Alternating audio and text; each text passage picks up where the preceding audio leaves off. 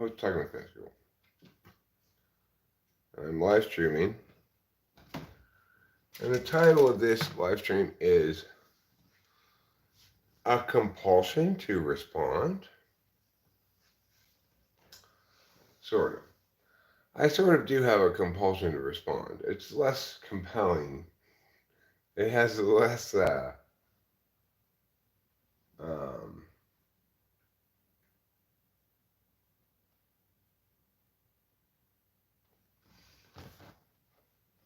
it has less control over me than it used to. The urge to respond to wrong things. But it's sometimes I still make the mistake of reading comments on my typing sessions. And I just go like, ay, ay, ay. So, the first person, I'm going to respond to two people here today.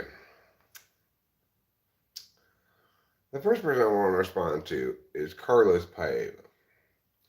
And he deserves a good and actual response because he raised an interesting point. He was wrong about it, but he wasn't trying to hate on me or anything. He was just wrong.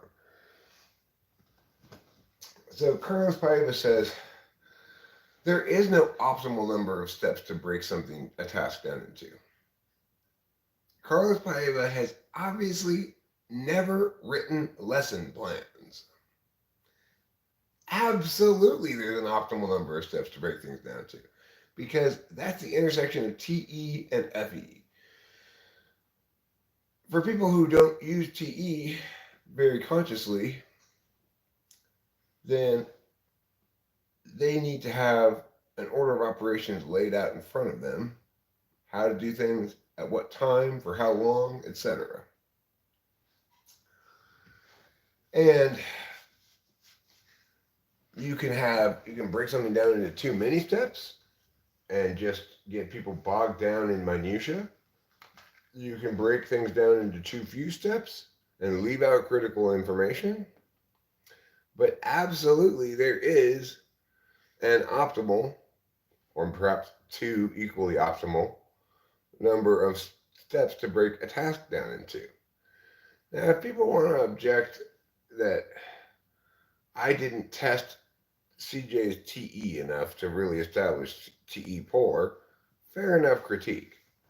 This is always going to happen in every typing session, that not every function gets tested with full and vigorous robustness, because I'm not typing them for 6 hours,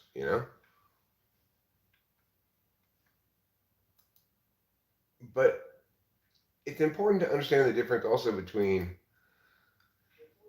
not inconsistent with and determinate of. So his CJTE answers were not inconsistent with TE polar, but were not determinate of TE polar. I didn't determine for sure that he was TE polar. And had I tried a bunch more TE questions, I might have been able to nail that down better. Okay? But Carlos Paiva, you are incorrect to say that there is no optimal number of steps to break a task down into. Because remember, when we're talking about breaking a task down into steps, we've got two things to consider: the task and the people we're explaining it to.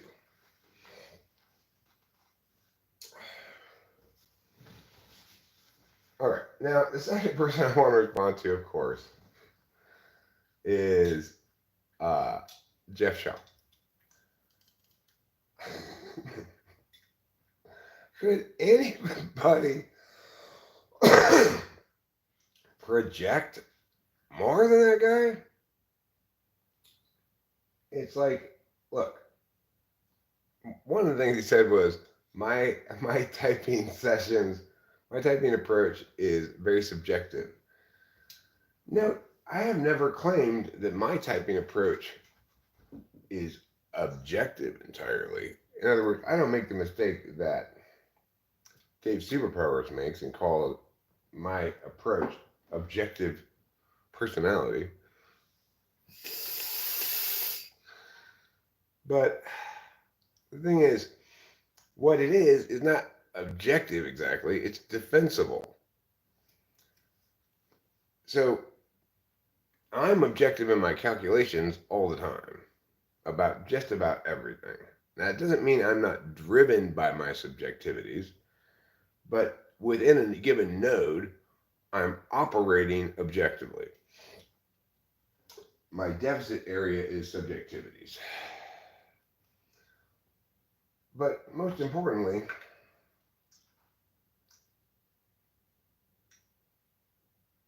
the way I type people is way more objective than the way anybody else types people. I type people to the extent that people allow me to do so publicly, so that everybody can watch it and offer their critiques and disagree if they see fit. But to say that I'm wrong about his type because I'm too subjective or biased, I had no interest whatsoever in him being any particular type. Obviously, it didn't matter to me what type he was. So why would I be subjectively driven to choose a type that he's not? And apparently, if you were to listen to Jeff Shaw, I'm a combination of just incredibly ignorant and have no idea to know what I'm doing, and willfully misleading. So you can't have both.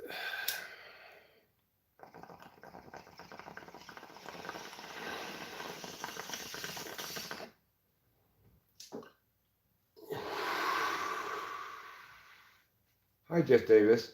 Hi, Waldner. Haven't seen you for a while. Ruben R. Tip of the hat. Winston's mom.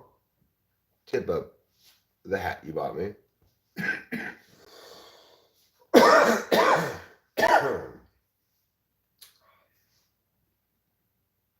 And then the other thing he said in the comments, and this one is just like, okay, could you get a more textbook example of projection?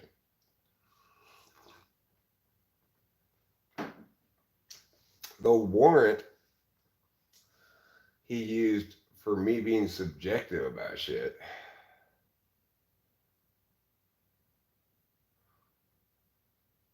well, look, it is true, Carlos Paeva, that we can't establish with full defensible argumentation that X number of steps is exactly the right number of steps to break MIA into.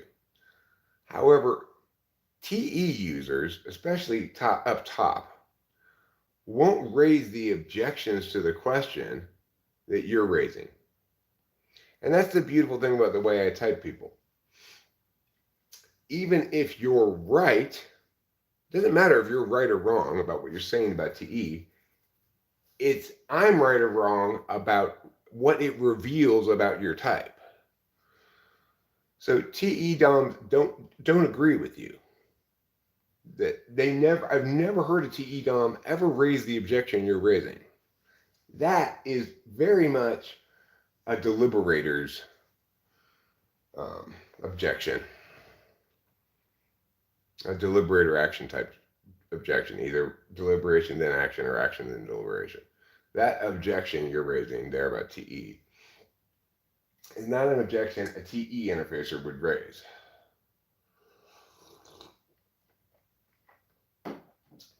And so that's the great thing. It's like about what typology lets you do. If I can ask a question where the correct answer is, let's say, pretend that the correct answer is there is no optimal number of steps. But I'm not saying that is the correct answer. Let's say that was the correct answer. The beautiful thing about typology is I'm not gauging what type you are or something based just on your answer. I'm basing it on your relationship with the question.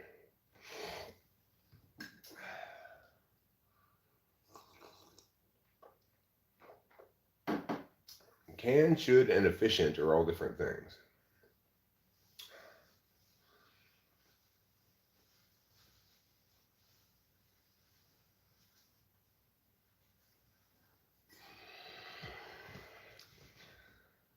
Now, there was a certain amount of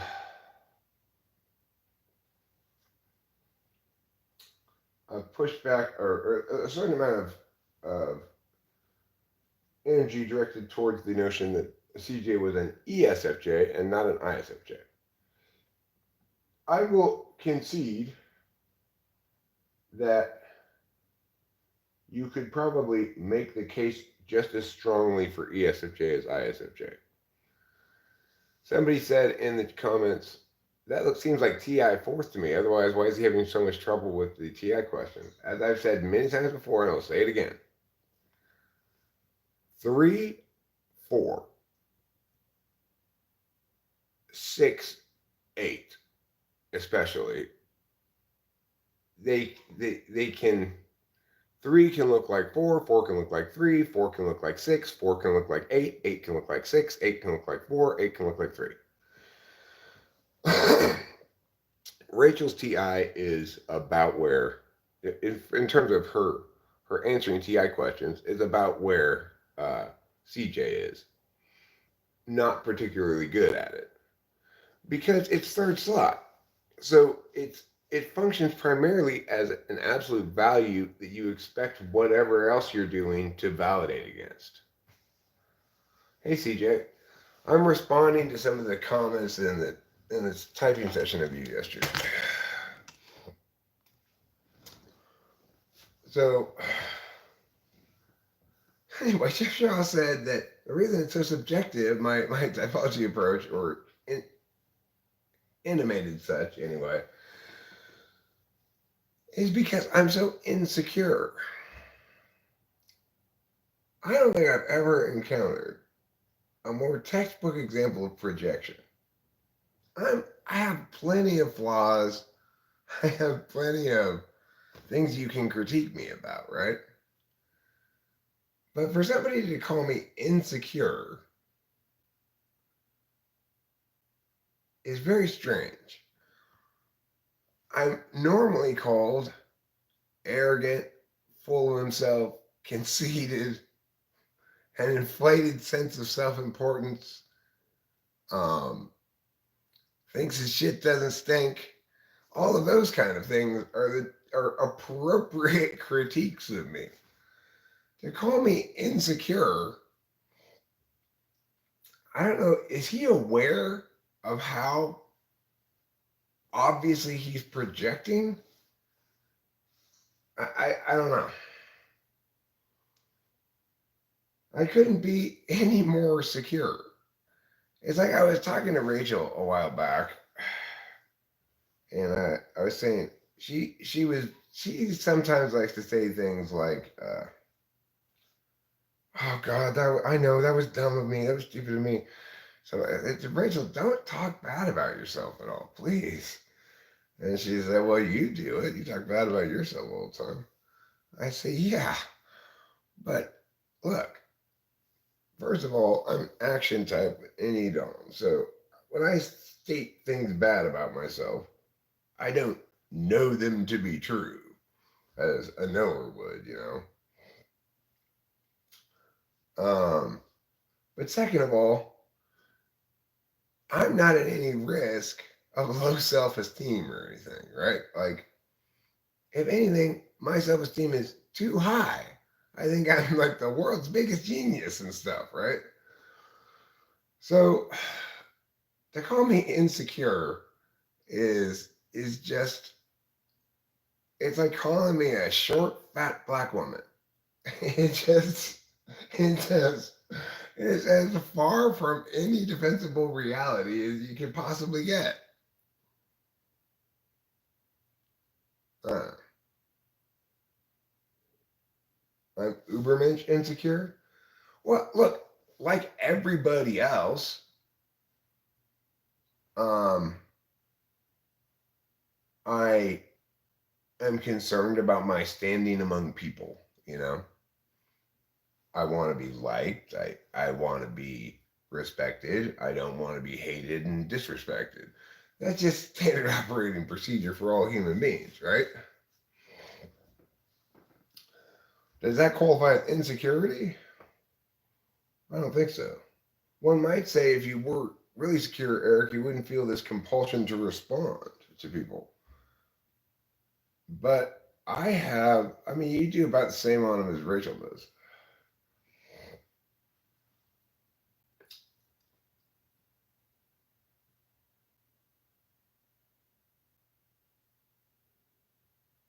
What do you think about Nietzsche ideas like the idea of willpower, not getting lost in groupthink, the herd, and how owning yourself is most important?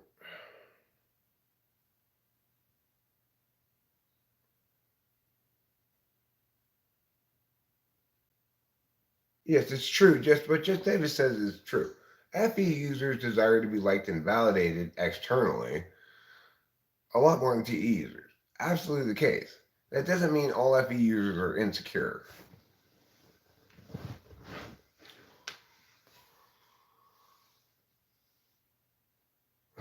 Well, Walder does make a good point. In a condescending fashion, you probably didn't need to put the lol first, but that's fine.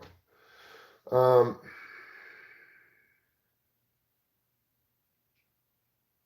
Insincere would be better than insecure. Right. You could try to critique me as insincere, and you'd have more footing to climb on there. But insecure just isn't going to stick to me at all. Yeah, I mean, and what Ruben says is correct as well. It definitely would have been better had I explored TE more with my questions. Um, but I didn't, and you know that's just how it goes.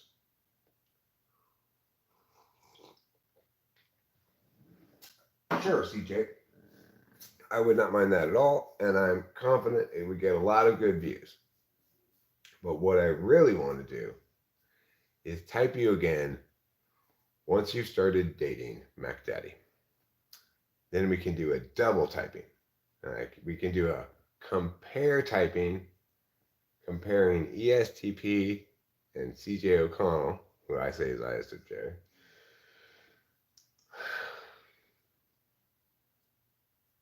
That would be good.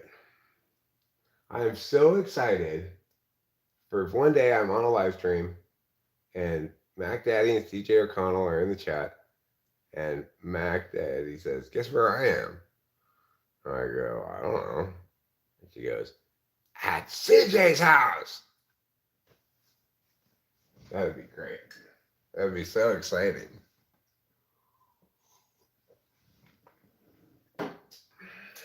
We already, TWFP already has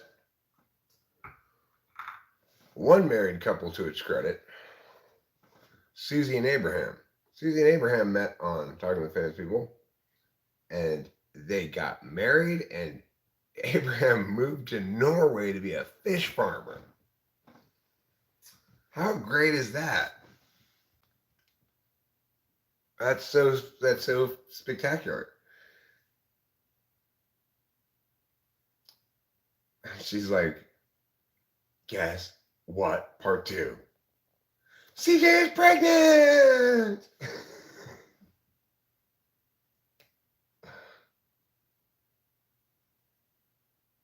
No, that was all them, dude. I would never try to set up somebody I already knew was in a relationship.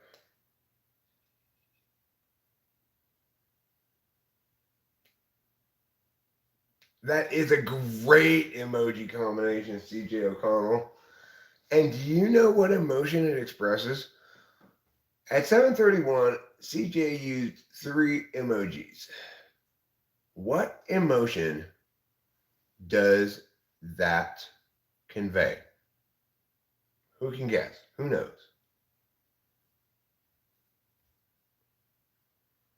Who can guess what emotion that conveys? That, if you were to fully if you were to fully use that, there'd be a fourth emoji that goes with it. And the fourth emoji would be toeing the sand while looking down. Okay, but I got it, CJ. I wasn't crediting you with making it up, so you don't have to be that proactive in your defense. I'm not interested in who made it up. I'm interested in if everybody understands what emotion that conveys. And I gave you an additional hint, namely toeing the dirt.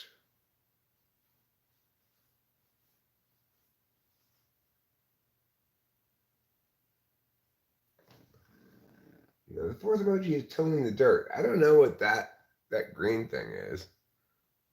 I can't even see it, like what it is.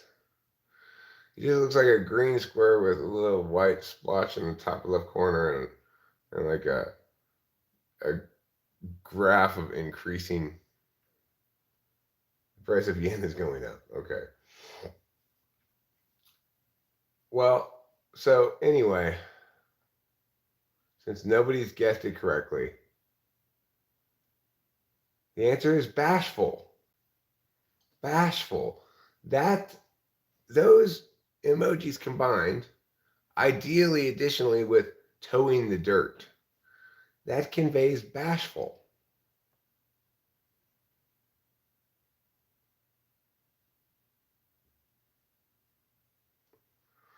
So not only did Jeff Shaw leave multiple comments, I removed all of them except for the one that had responses to it. I don't want to remove people's responses. Just because it was like, okay, you stink poo. Why are you such a stinky poo all the time? I don't normally remove comments just because I don't like them. But it's like, the thing is, yeah, I did remove several of his comments, but not the one that had responses to it. And the reason is because, you know, everybody's entitled to their opinion.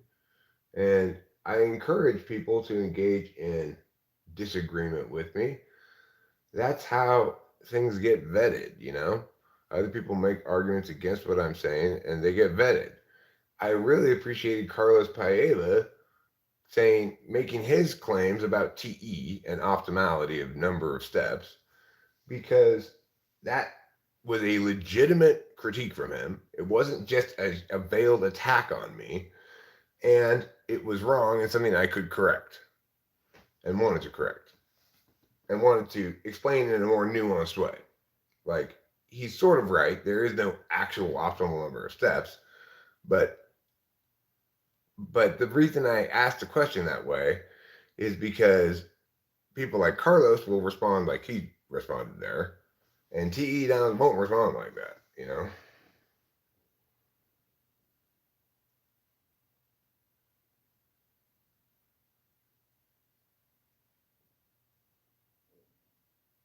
He's a character. I've never even really talked to him, and one of the only times I have, he was like, convenient of you to step up when you have no stake. They defended Randy Fox on something. It's like, I'm not going to save that drowning kitten. What's in it for me?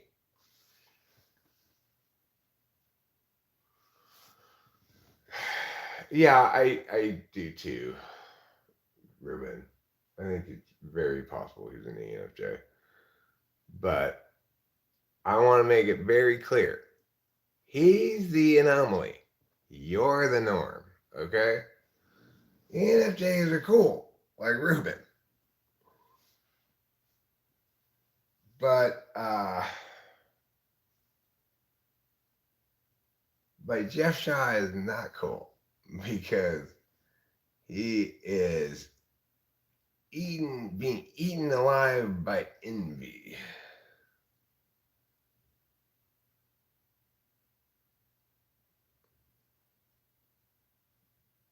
Set 2 TWFP, the joke I'm implying is optics. My apologies for using F5 when I should have said SC. You know, when I don't understand what you're getting at, I just don't read your comments out loud. Sometimes if it's the right kind of enigmatic and it seems to have curious possible meanings, I'll read it and muse about it. But that thing you said before just confused me. I had no idea what you were talking about, so I just ignored it. You did misunderstand the steps question? I mean, I don't think it's a feud. It's just a pattern of behavior on his part. Like, what to note is this. Jeff Shaw watches every single typing session, okay? At least some of it. And there has not been a single instance in which, on the typing session, Jeff Shaw has not commented that I've typed the person wrong. According to Jeff Shaw, I am batting 0%. Well, I don't care what Jeff wants. I'm not making my decisions based on what Jeff wants. I'm making my decisions based on what I want, obviously. And I want to talk about this right now. I don't give a fuck if it encourages Jeff Shaw or not. He's completely powerless. I could ban him in any second. I could remove all his comments in a heartbeat.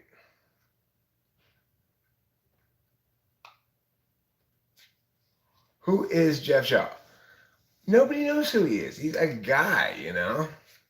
He's a guy who one time left me a drunken voicemail and is obsessed with me, even though if you read his words, you would conclude he thinks I'm always wrong about everything and dumb and insecure. So I don't know why he would watch so many of my videos.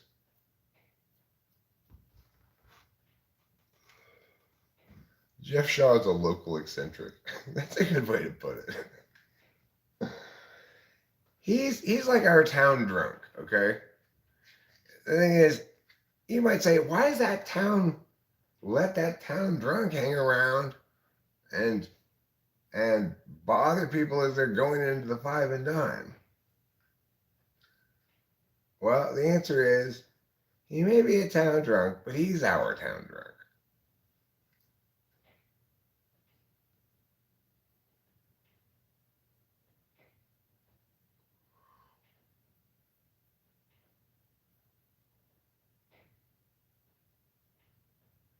And the guy who used to call you all the time telling you everything you were wrong about, remember the guy who was super mad? Michael Smith? Yeah, that guy despised me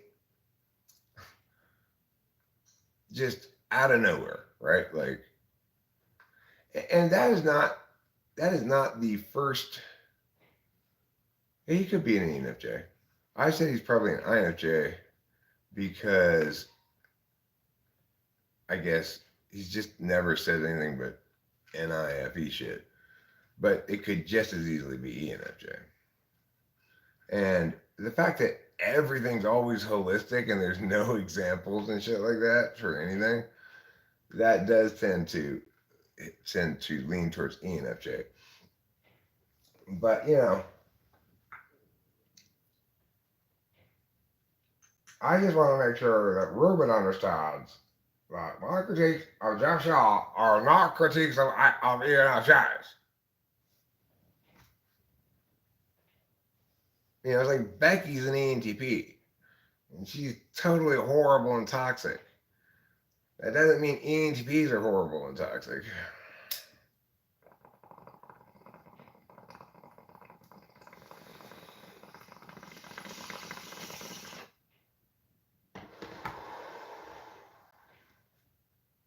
Ruben's in marketing. What that means is he spends his work days going from supermarket to supermarket and writing an evaluation of each of them, and then going home, compiling his documents, and sending out a field report to all the supermarkets in his area. Oh yeah, it was based on Melissa Talks, right? Well, Club TI Polar put together a crack squad of geniuses, including himself, Melissa Talks, and Michael Smith. What? You combine those three intellects, and you're getting close to a chimpanzee.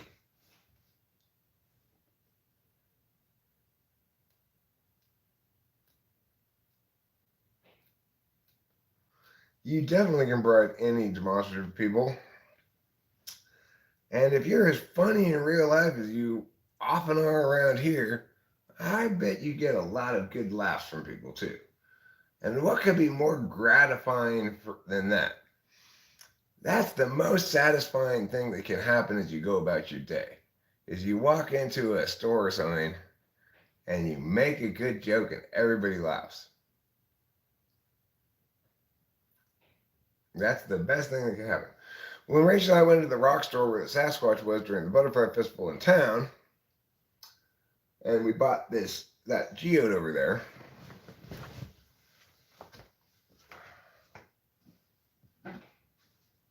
This one. The store was kind of crowded, but very small, but kind of crowded. And a guy said, I said, like, I mean, look at this. I gotta get this for $20. What a great deal, right? And this guy came over and looked at it. And he's like, yeah, it's got a little cave in it. And I said, I know. I'm planning on going camping in there later. And everybody in the store laughed. And that was so satisfying for me.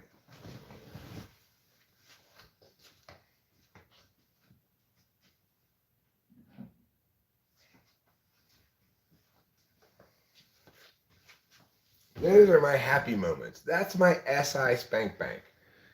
Is remembering.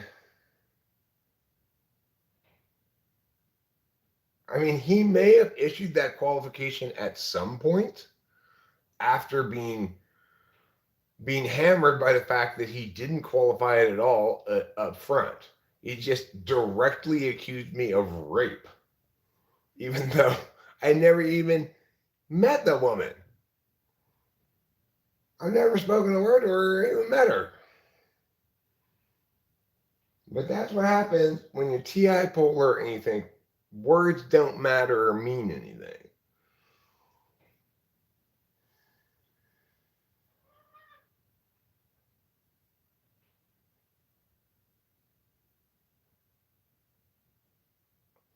Yeah, well, and then like CJ says, eventually CJ, with his very effy deft approach with the guy, got out from him, okay, I just mean it metaphorically, right? But that took days for him to get there. And that, it's like, talk about hyperbole. That's not even hyperbole. It's framing. It's framing the. It's framing antibiotics as virus genocide. It's ridiculous.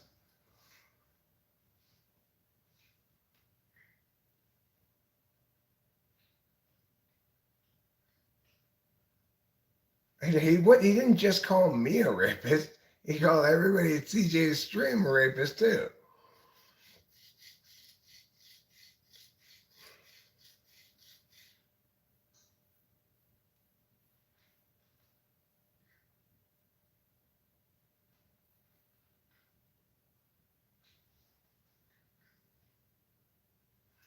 ENFJs have a much more utility-oriented frame than INFJs. Another way to tell them apart. I mean, you're selling me here, Legends Fall, and whoever else mentioned that he's probably an ENFJ.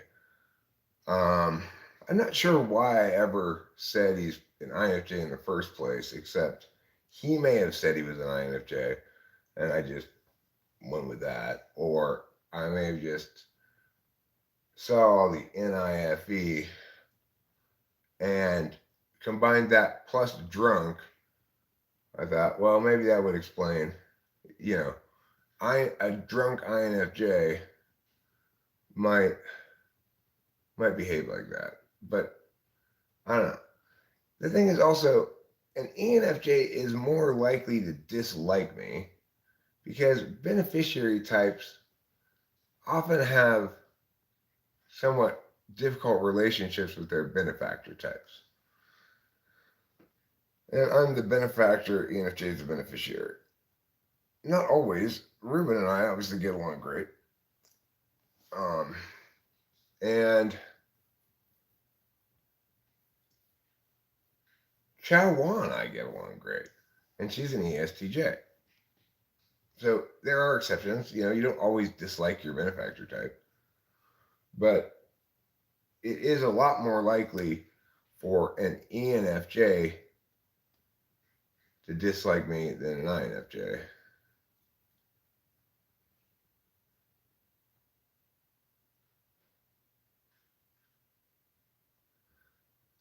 Jeremiah Fix, Jeff Shaw's ideation never builds bricks, nor does it leap.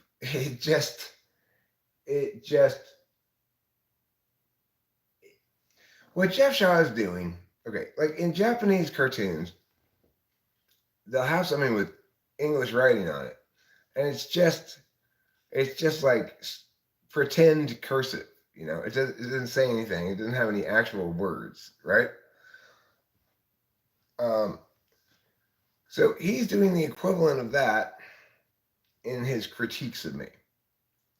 He's putting down chats or comments that look and sound like actual critiques, but don't say anything. They just make unsubstantiated claims and intimated things. Well, here's a perfect example. One night we were live streaming and he was here and Boba Fett was here. And I mentioned that Boba Fett's an INFJ. It came up or whatever. And he said, Boba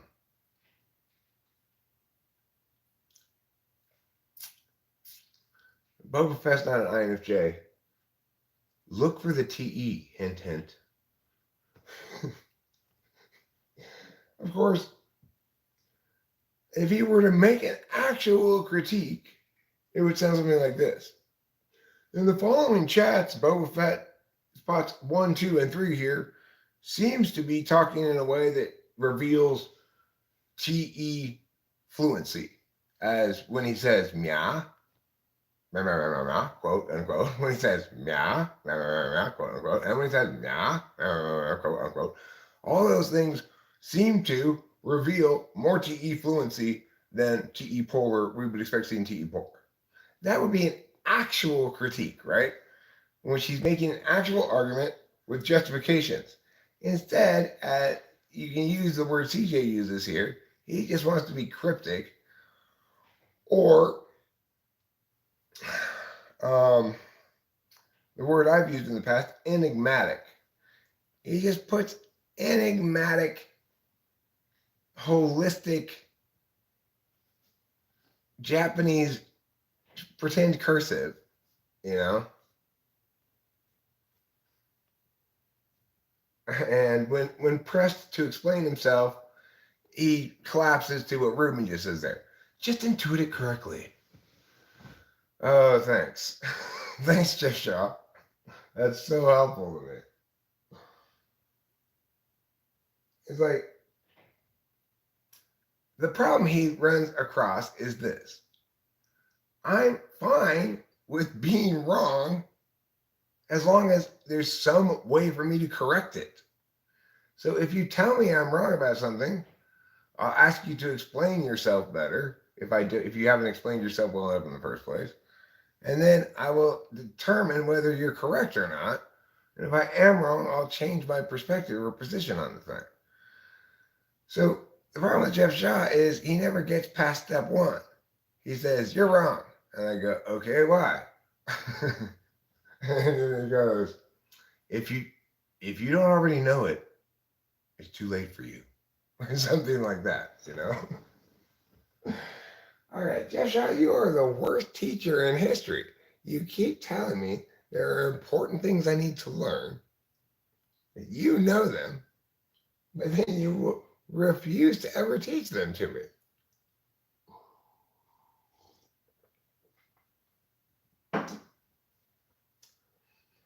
One of these days, when you figure it all out, you be sure to let me know.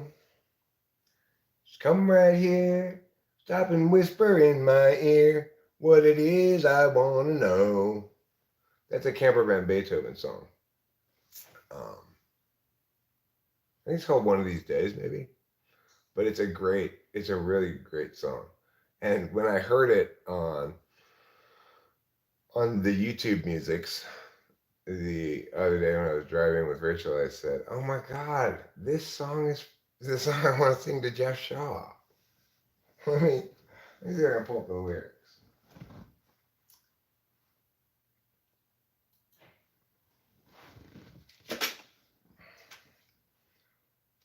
One of these days, Camper Van Beethoven. A lot of people have not heard of Camper Van Beethoven or don't know them.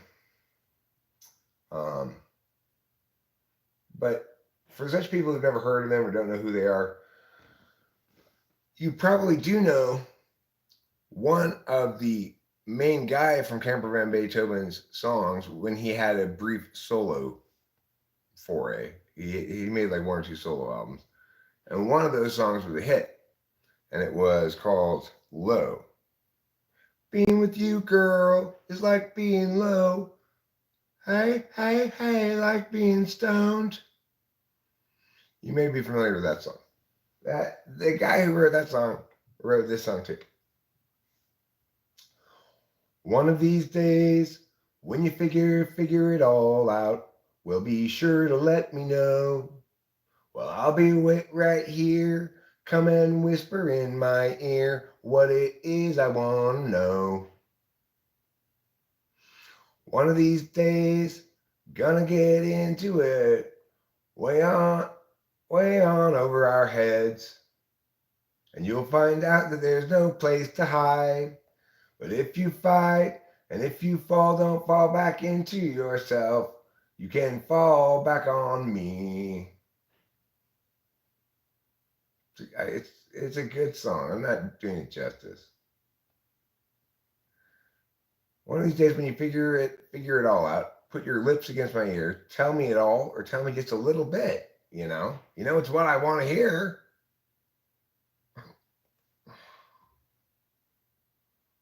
And this song doesn't have very many lyrics. It basically has two sets of lyrics. One of these days when you figure it all out, well, be sure to let me know. I'll be waiting here. Come and whisper in my ear what it is I want to know. And then the other set of lyrics is, one of these days when you figure it all out, put your lips against my ear, tell me it all or tell me just a little bit, you know. It's what I want to hear. That's basically all the lyrics of the song right there. There's another little bit in the first verse, but it doesn't try to do too much with its lyrics, So this is my point about that he's run into this unget-aroundable barrier, which is if you have figured it all out, Jeff Shaw, fantastic. I'm delighted to learn from you. Now, if you could just figure out how to teach it to me, right? While actually saying things that I can meaningfully use. You don't have to tell me it all. You tell me just a little bit of it. Just whisper it in my ear. I'm interested in learning what you know. It's pretty difficult to maintain his kind of attack on me when I can always have the same defense, which is Oh, great. I'm glad you've got this wonderful insight that I don't get yet. Please teach it to me.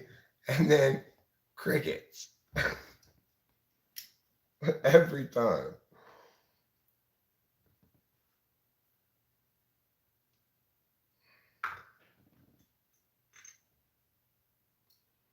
But I would agree with both Legends Fall. I think Ruben kind of siding with Legends Fall too. The more I think about it, the total lack of any examples or SI in everything he says is much more suggestive of ENFJ than INFJ. But I am also chastened by my recent and experience, which is consistent with plenty of previous experiences. I don't know what someone's type is until I type them. I thought CJ was an ENTP until I typed him. I was quite convinced of it.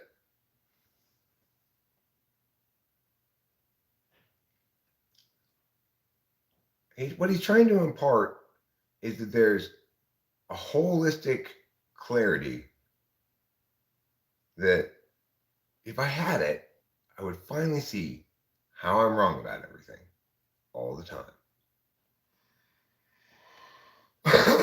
Mostly what it is this. He's not even exactly trying to critique me. He's simply just trying to position himself as the evaluator of my competency and thereby suggest that he's in the professorial role because he understands cognitive functions so well, and he's just keeping an eye on the rest of us down here and see if we're coming along in our work. He just wants to establish that I'm below him. That's the whole purpose of of all of his comments and chats. My ears would not be able to withstand the raw, unprotected NI coming from Jeff Shaw. That's why he has to protect me by only revealing nothing with his words to me, except that I'm not there yet, grasshopper. Yeah, he's very incompetently trying to sow doubt. I mean, the thing is, it's probably not as incompetent as you and I think, Legends Fall. What I recognized on a few different occasions is that you and I, with GI Tool, are not impressed at all with holistic statements that intimate things. We're certainly not going to be convinced by them. We're certainly not going to allow such things to sow doubt in us. I believe it's SOW, by the way you're using it there. Um, but a lot of people who use heuristics instead of deliberation functions to determine things read the FE of it either unconsciously or consciously and draw some sort of unjustified holistic conclusion from it. I'm not necessarily saying specifically to Jeff Shaw, but I've encountered on plenty of occasions before people make terrible, unconvincing arguments that I go, nobody's going to believe that. And I look around and everyone's like, no.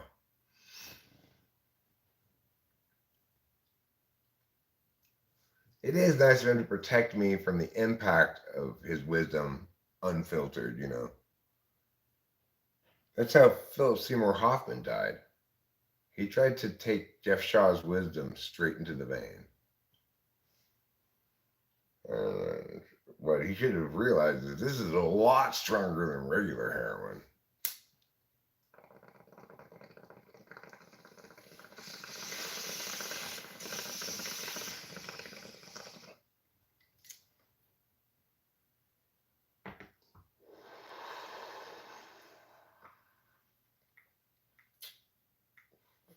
Well,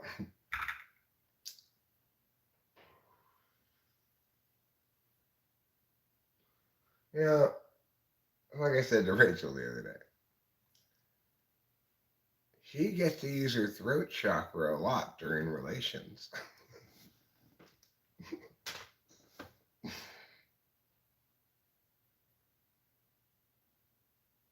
I all and said, ah, yikes in real life. I wonder what I said. I don't remember what it was I said. I can go back a little bit and hear it.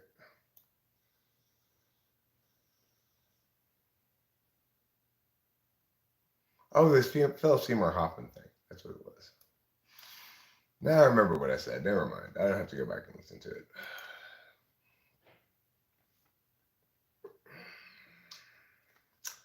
Okay. Straight up earhole with truth.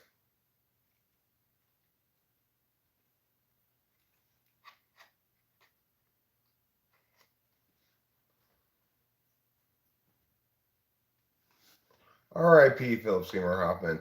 Man, you want to talk about one of the most powerful acting performances I have ever seen? It's his performance in Boogie Nights when he's in the car and beating himself up. I think we can all relate to that.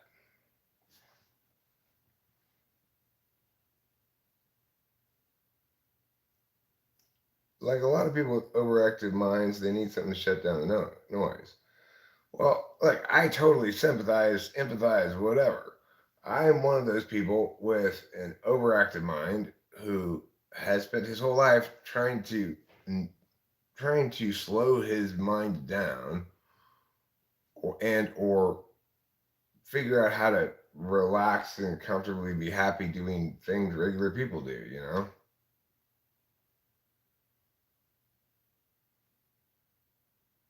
Man, Eric, that's such a specific scene that I always think of and reference. I mean, it's hard not to. It did something that uh, is really difficult to do. It was dark-ish, of a subject matter and moment in his life and everything. It was like shocking, such that it burned into your brain, and yet it was not traumatic to watch. How great is that? That's a tough line to walk. To have a scene like that that's so impactful and also in a dark frame that it sears itself onto your brain, but is not traumatic to watch at all. That's an impressive accomplishment. If your mind is always running naturally, then you won't be happy doing things that aren't compatible with that. Why try to change? Well, I mean,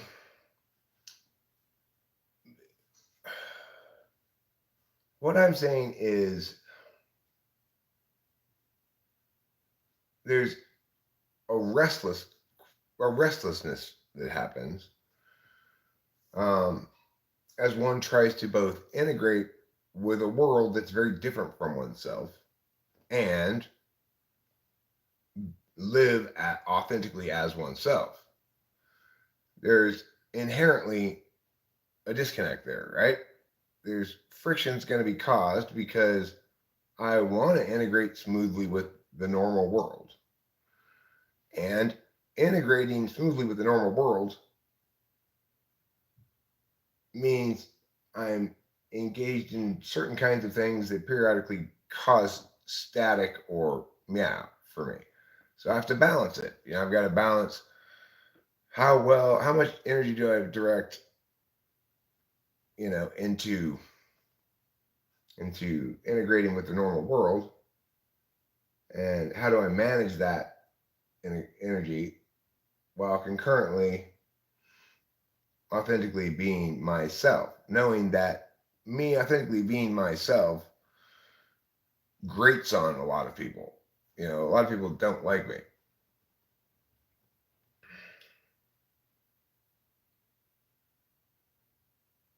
Well, I don't. The thing is, this is what I'm talking about is kind of an old problem that no longer exists for me.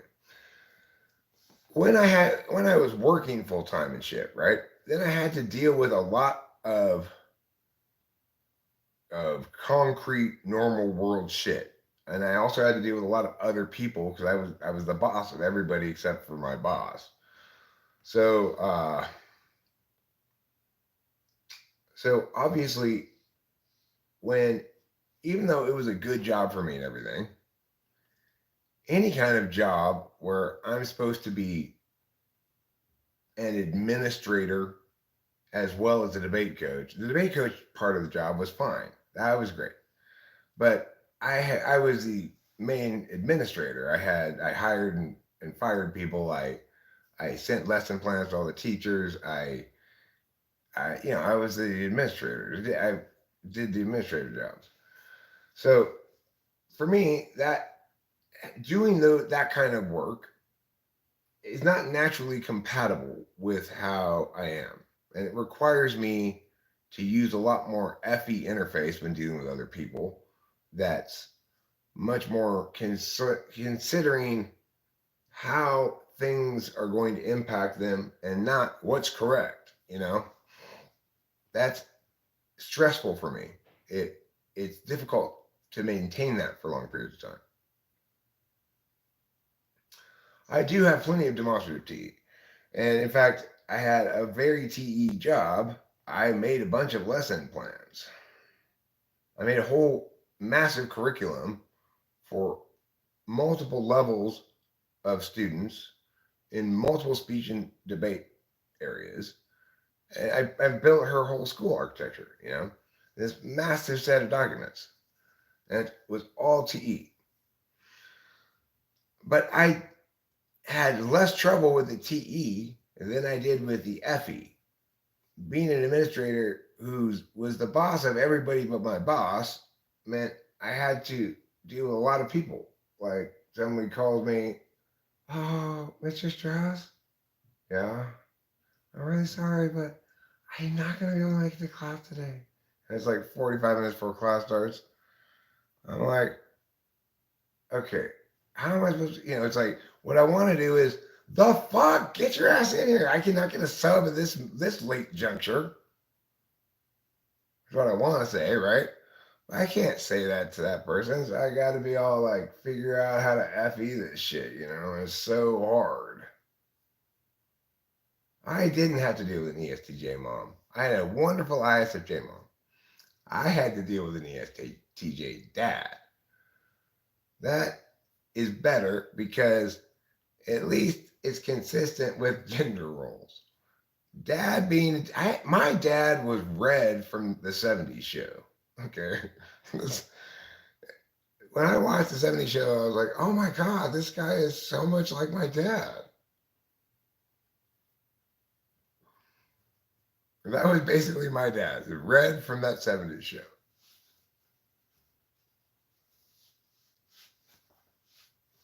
Red Foreman is a great example of as crystallinely rendered an ESTJ character as you're going to find.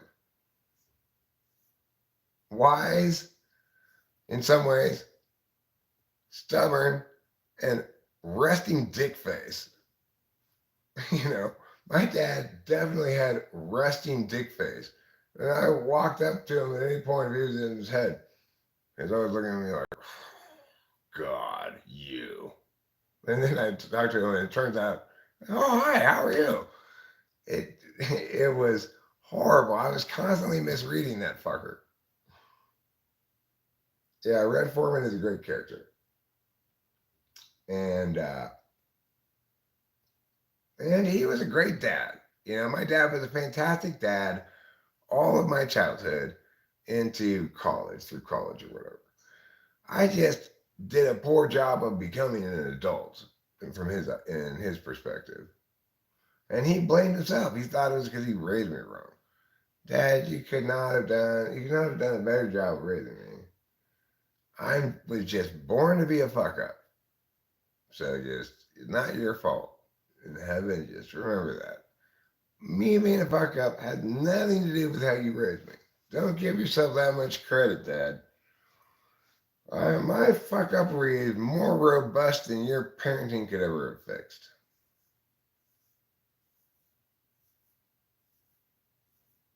I enjoyed trying to hold the guitar like CJ plays it and realizing how crazy it feels. Like, and how interesting it is that I can play the guitar this way, have all the knowledge that goes into playing the guitar this way, and none of it translates when you switch hands. None of it.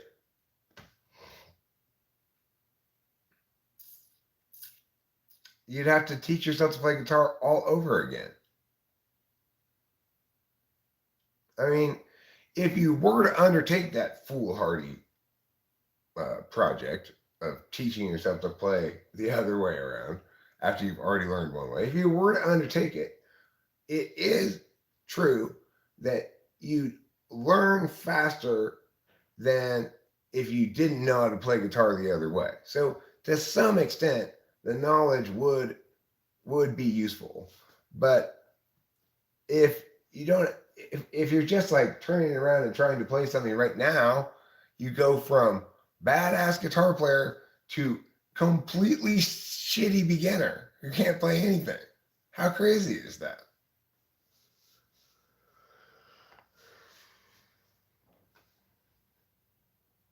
And that is a good example of the non symbolic half of SI. Like, yes, SI remembers words that people say, but muscle memory is part of SI too. And my hands remember things crazily. You think, how can hands remember things? But they definitely do.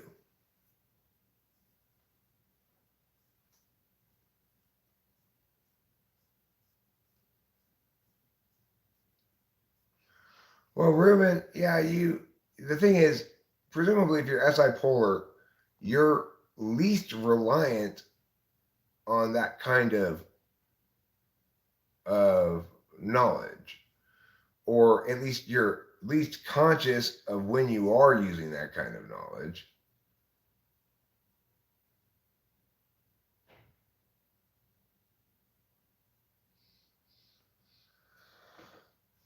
Hero Lamb says guitar is actually painful to learn, literally painful. Your fingers have to bend in some way, become callous. You have to really care about chicks being impressed, and that's why bands like the Rolling Stones learned how to play.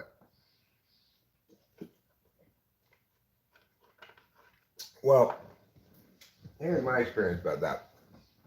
Like, I sang in the choir first when I was a kid. Then I learned to play the harmonica, and I got pretty good on the harmonica. But of course, the harmonica is a very limited instrument.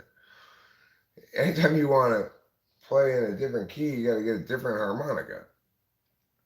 And almost never is a harmonica does a harmonica have all the notes you need to play along with anything.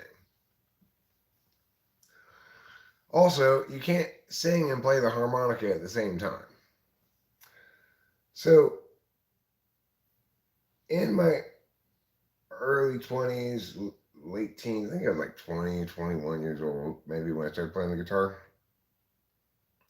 Um, I wanted more, I wanted an instrument that did more than the harmonica did. And I wanted to be able to sing over an instrument. And after several months of carrying around a grand piano, I said, fuck, this is just too heavy. I'm going to get a guitar.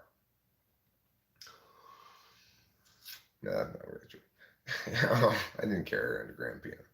So the point is, I did get a guitar at some point, and I got a terrible guitar. It had bad intonation and high action. It was hard to play, and my fingers hurt a lot.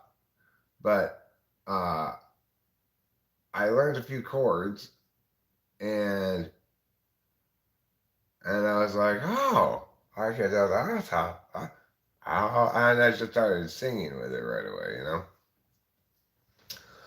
So for me, it was just something initially to have underneath my singing.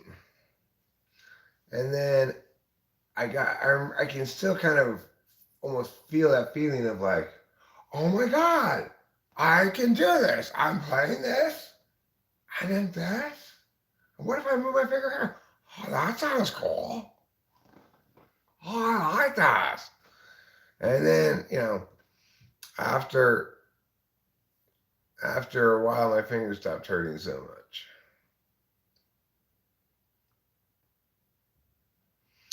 And then at some point, I wrote my very first goodish song, Trucker's Woes. And that was like, I remember after I wrote it, I thought, I couldn't have wrote the song. So I must have stolen the melody from something. I must have stolen this song from somebody else. But it wasn't the case that I stole it from somebody else. Nobody ever said, Bob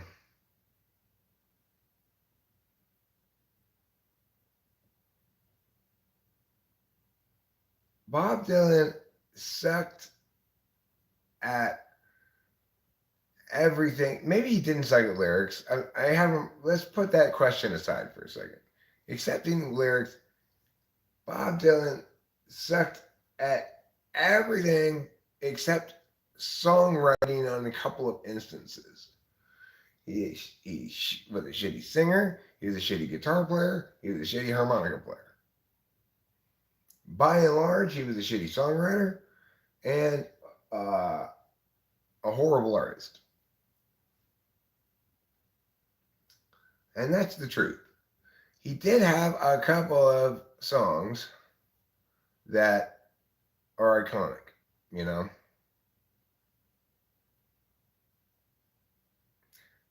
Of the ones that are iconic,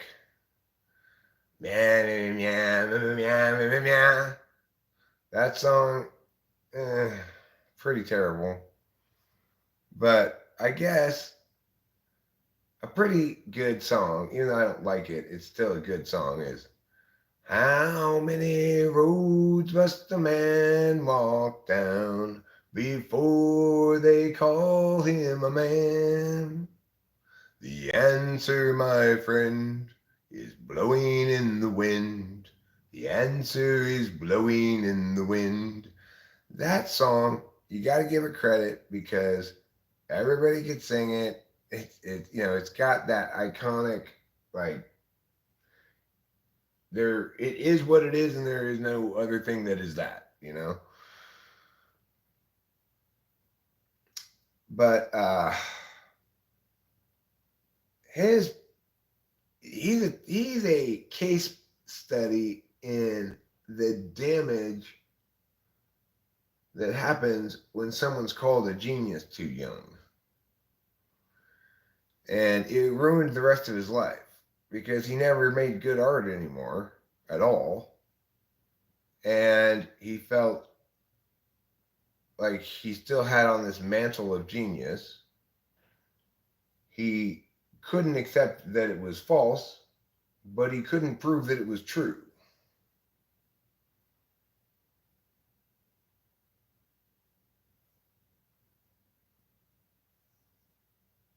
I think best Bob Dylan song was by Joan Baez. And it's not a Bob Dylan song. A Hard Rains Are Gonna Fall is really good too. The times they are a changing. Oh God. It's like, cut your hair and get a job, you hippie.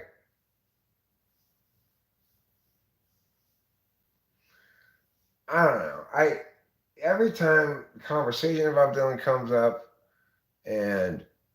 or I hear it on the radio or something, I run a serious risk of eyeball injury because of the ferocity of the rolling that happens.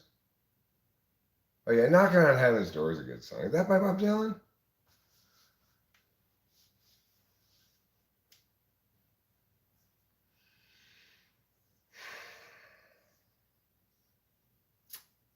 You know, it's a good song. It's a song by, I don't know if she wrote it, but it's Janis Joplin song.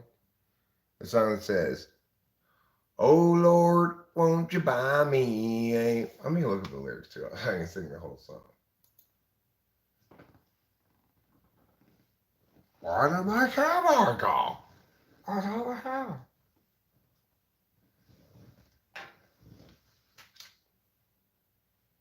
Okay. Oh Lord, Janis Joplin lyrics.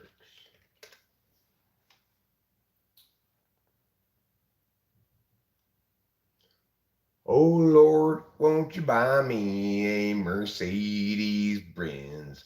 My friends all drive Porsches, I must make amends. Worked hard all my lifetime, no help from my friends. So Lord, won't you buy me a Mercedes Benz? Oh Lord, won't you buy me a color TV? Dialing $4 is trying to find me. I wait for delivery each day until 3. So Lord, won't you buy me a color TV? Oh Lord, won't you buy me a night on the town? I'm counting on you, Lord, so please don't let me down. Prove that you love me and buy the next round. Oh Lord, won't you buy me a night on the town? Oh Lord, won't you buy me a Mercedes Benz? The last verse is the same as the first. That's a good song. I like it.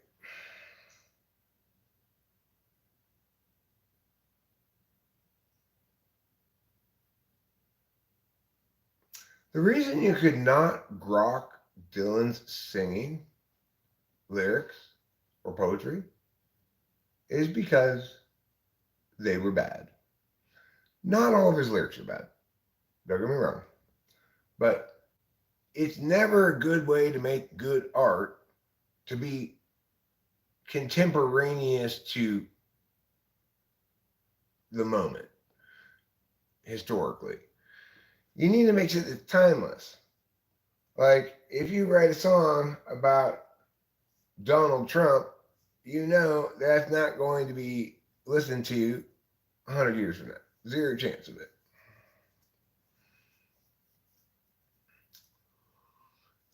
The the ideal nuclear bomb explosion of perfection resonates as incredibly cutting edge in its moment and still resonates as right, correct, iconic indefinitely afterwards. Creedence Clearwater's got a lot of good songs though. Right, the vague ones, right. Millionaire Son is a brilliant song. That is Creedence Clearwater Revivals. I think it's their best song. But they've got a lot of really good songs. John Fogerty's a hell of a songwriter. And a great singer too. He's got a great uh, 70s rock voice. Yeah, CCR kicks ass, and CCR kicks ass under the radar too. I forget about CCR. Kind of like Steve Miller Band. Steve Miller Band also kicks ass under the radar. They don't have as probably as many good songs as Creedence Clearwater Revival, but they've got quite a few. Jungle Love's a good song. Obviously, I think everybody would agree. The Steve Miller Band's best song is "Some People Call Me a Space Cowboy." Oh, some call me the gangster of love. Some people call me Maurice, 'cause I speak of the pompatus of love. People talking about me, Say I'm doing you wrong, doing you wrong. But don't you worry, don't worry, don't worry, baby darling. 'Cause I'm right here at home. 'Cause I'm a smoker, I'm a toker. That song. That's a really good song. Jungle Love's also a very good song, though. As is Take Your Money and Run. Here's a story about Bobby Sue and Billy June. Everybody can do this. All right.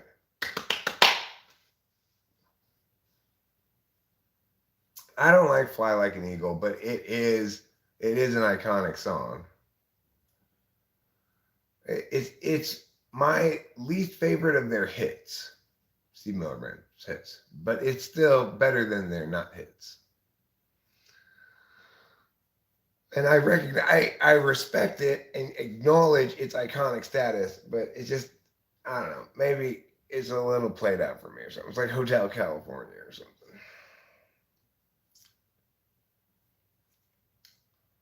Like, I just cannot listen to Hotel California anymore. It's not that it's a bad song, but I just cannot listen to it. This land used to be your land, now it is ours. This land was your land, now it is our land. Go on reservations and start casinos, 'cause we'll be busy using the good land. This land now belongs to me. That's how the lyrics to that song should have been, huh? Well, the best thing America ever did was set aside a large swaths of undeveloped land and designated them undevelopable. Like, do you know that most of Idaho is federally protected land? There's so much. It was the United States. Teddy Roosevelt started this shit too, and that was the smartest thing anybody ever did. It's like, you've got to set aside large undeveloped amounts of land and render them undevelopable, or else the whole country will just be the squalid horribleness of Oakland.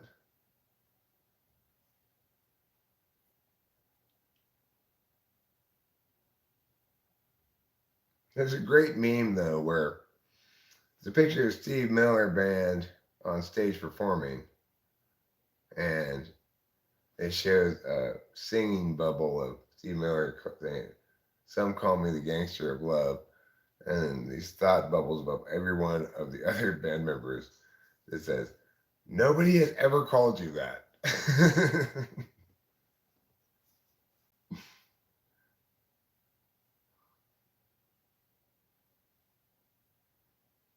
That's a fantastic quote.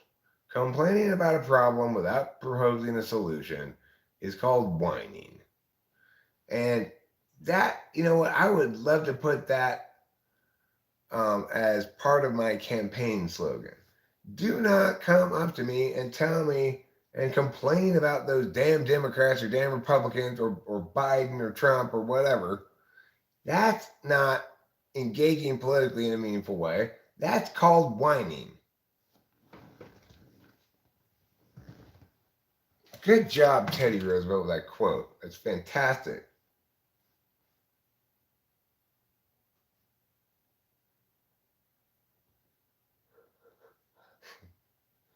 No, seriously, I haven't called that.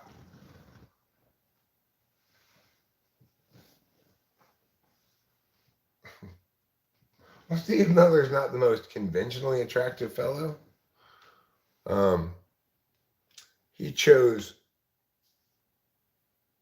to empower feastage over sex appeal. I guess that the word would have been prioritize. Prioritize empowering his feastage over maximizing his sex appeal.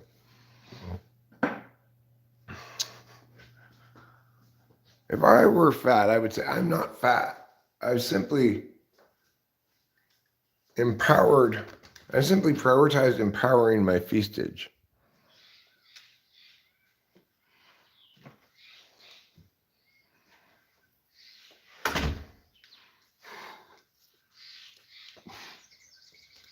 Empower your feastage today with marijuana edibles. Do you get full too soon? Well, while smoking weed will not give you the munchies, that's bullshit. Eating weed will. If you get good edibles and you take them before bed, I guarantee you, you will fit the equivalent of 2 more meals between dinner and breakfast.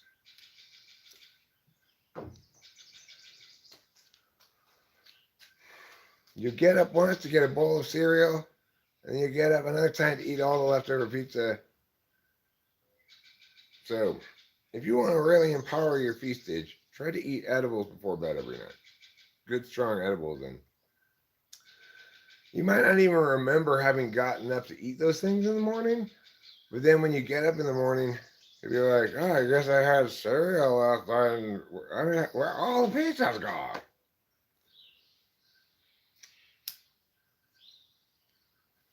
Maybe that was Steve Miller's approach. It's fine for me because I have the world's fastest metabolism. I can feastage as much as I could try to squeeze in me, and I won't gain any weight. This is as fat as I've ever been, and it's not really that fat, you know? A little bit of fat, but not really.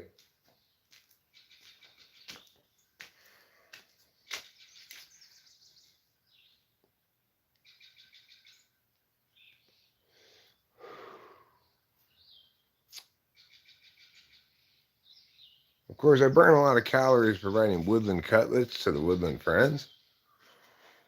What with the pouring of the seeds into the cup, and then the pouring of the cup's worth of seeds onto the wall, it's a whole big production, you know. And I always, and when I finish, I'm always breathing hard and dripping sweat.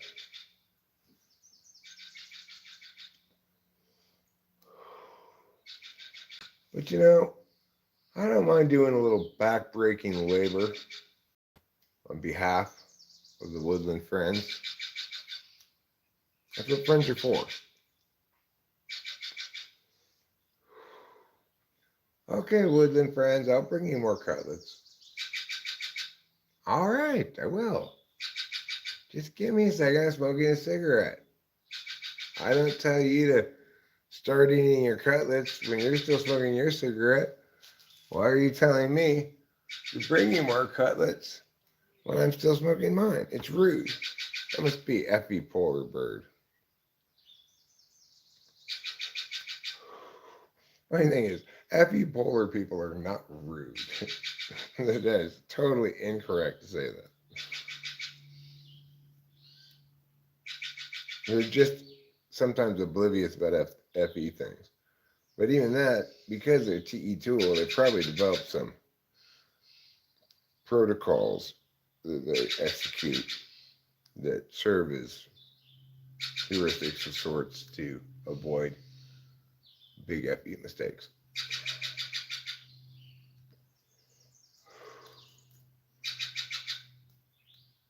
And the thing is, by and large, people can avoid big mistakes in their polar.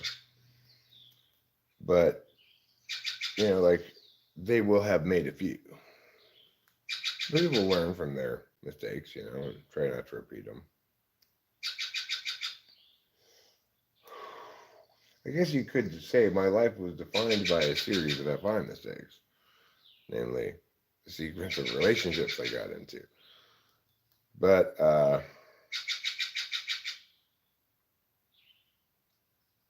at the same time, polar kind of protects you from the harms too, you know? You're oblivious to it enough that you might make big mistakes, but that obliviousness comprises the same thing as your attentional workarounds in those areas. So everybody inherently has built in and develops over the course of their life strategies to work around bipolar.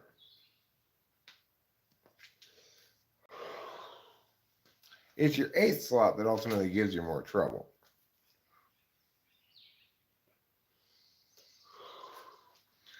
Polar is a good name for polar, but it's important to remember what it means. Place of least resistance. So polar is where you're vulnerable to attack, but if you're not being attacked, then it's not going to give you much trouble. Eighth slot is where you're going to consciously experience problems. So I'm well aware that I have problems with following through and completing things and so forth. And I don't like that aspect of myself. I don't have any self-concept negativities about FI polar at all. Well, you're good at the, you got to remember it's from which perspective. So from your perspective, you're vulnerable to third-party attack in 7. From your perspective, you're vulnerable to fail at 8. And in terms of your own self-concept, you don't feel like your worth is threatened at all by your deficits in your polar. But you do feel like your worth is threatened by your deficits in your 8th slot. Now, I'm going to have you guys look that way while I go pee, okay? But I'll still be able to talk to you. I can issue a warning to everybody right now. It is possible that you will hear some pee. And if you do hear some pee and it befouls your ears too much, or if you don't, if you don't want to hear some pee because it befouls your ears too much, then mute this stream right now. Okay, so I'm sitting down on the toilet and I'm about to pee. Here it comes.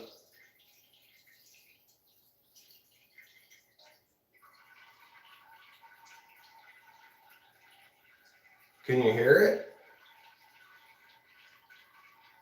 It's the sound of urine. Urine streaming from my cock.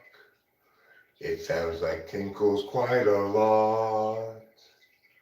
As my pee falls into the water there. It lands and says, and it's a square. And my pee seems to tinkle on and on. Because it's grown. I mean my prostate's grown. Yes, it's grown somewhat large. And now I pee like I'm a barge. And barges don't pee very well at all. So I guess I pee better than those barges. Because at least all my pee will come out now.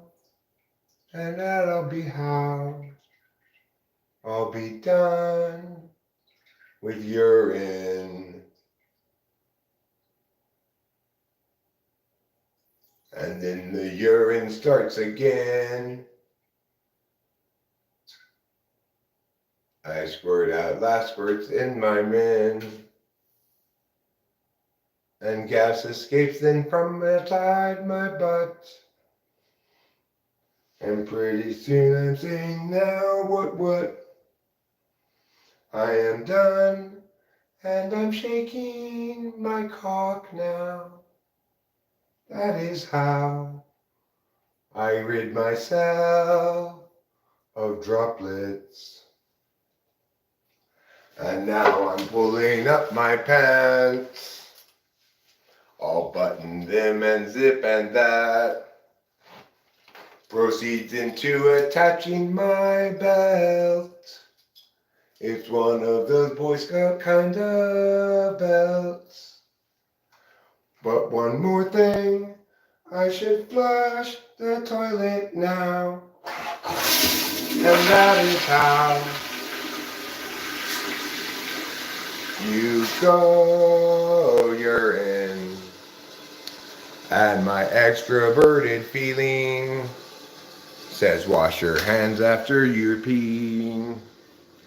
But I say no, I'm not going to wash them because my penis is as clean as Clossum.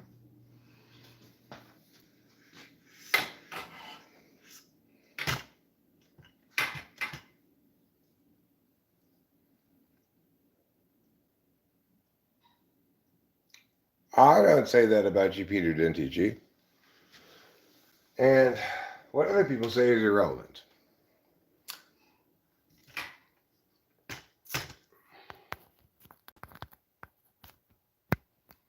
Because I have learned wisdom from the sound of urine. If you listen really carefully when you pee, there are secret messages of truth presented to you via Morse code in the medium of urine hitting water.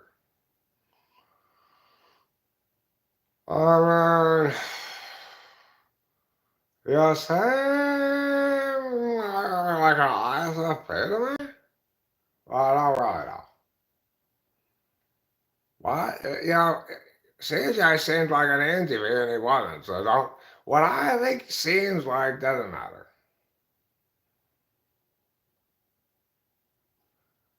Consider what you're saying though, Eric. Let me see what you're saying. I didn't see it. But with that, what?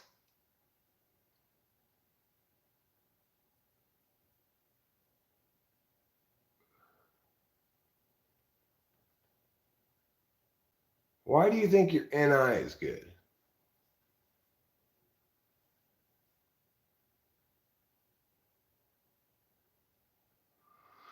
The thing is, what your eighth slot is in your own mind, it's perfectly balanced. It's exactly as much of that function as you should have. In your mind, also, the world overuses that function. And that's how bad things happen, is when the world misuses that function.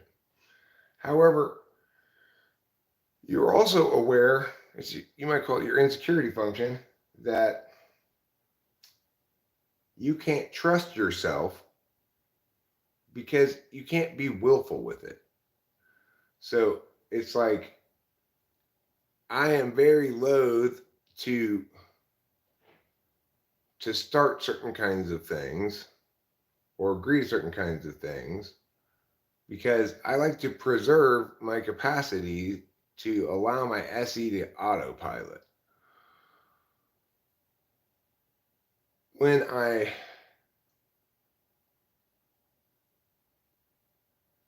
for example, in my exchanges with people about typing, I need those to be as few as possible.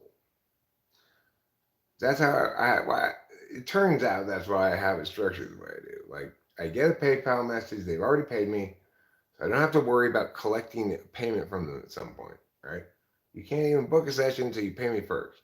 That minimizes the amount of SE I have to do because I know if I type somebody and I forget to ask, I won't know if they paid me, if I have it any other way. And then if I forget to ask or whatever, if they don't pay me, I probably am not going to follow through on collecting money from them and blah, blah, blah, blah, blah, right? So I have this understanding of my limits in terms of my use of SE. I can only follow through on stuff so much. And it's not weak.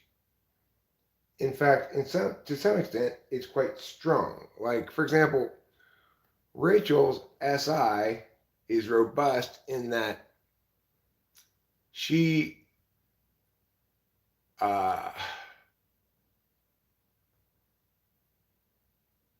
like ride in the car for a long period of time.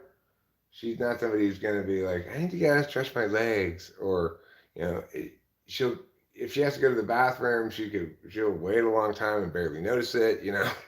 Um, not noticing the the uh, the thing is what makes it most extra unconscious, right? So it's like I don't think of driving as doing anything, even though it clearly is doing something.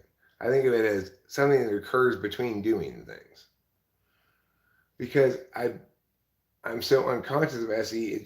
It happens automatically, and I'm a very good driver, and I always was. When I was young, I was too wild of a driver, but I never had to direct any attention to driving. It always happened automatically.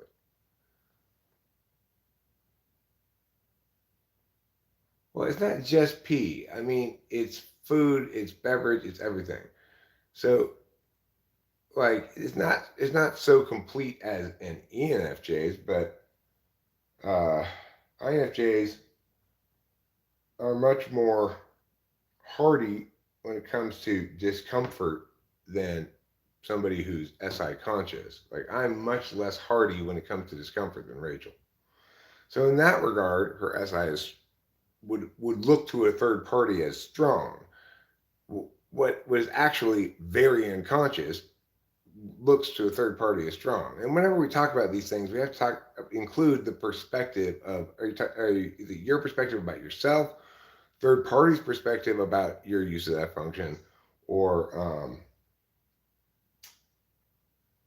or is it your perspective about third parties' use of that function?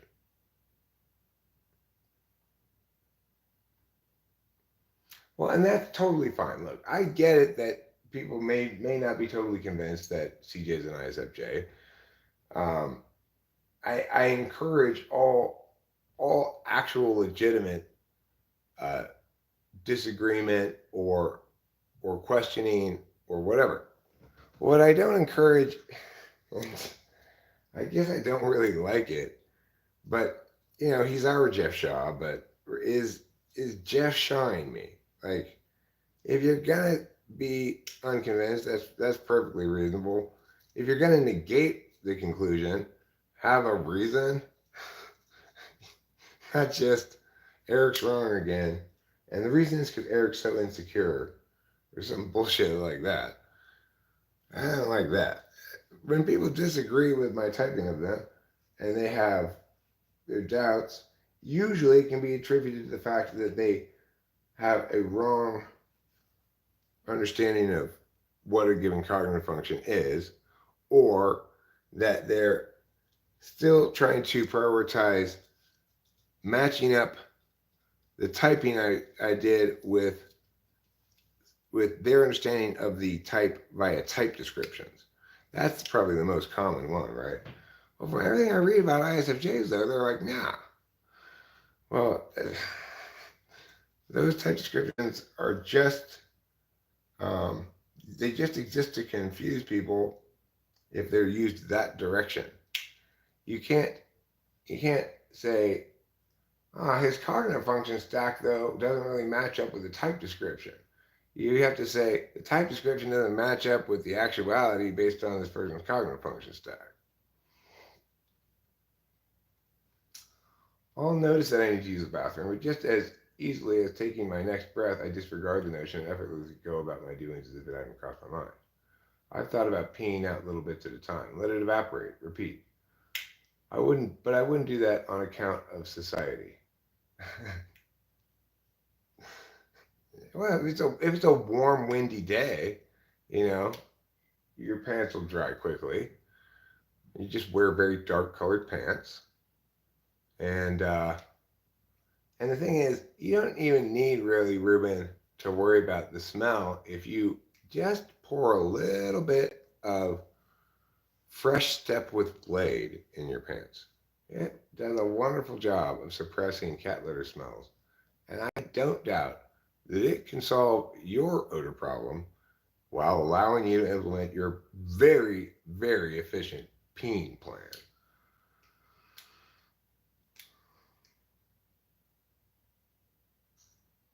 Yeah, I'd be down to do another session sometime. We'll do a follow-up session, CJ and I. That one got great views and a lot of engagement in the premiere, so that encourages me to want to do another one. Not that that's a huge impetus of motivation for me, but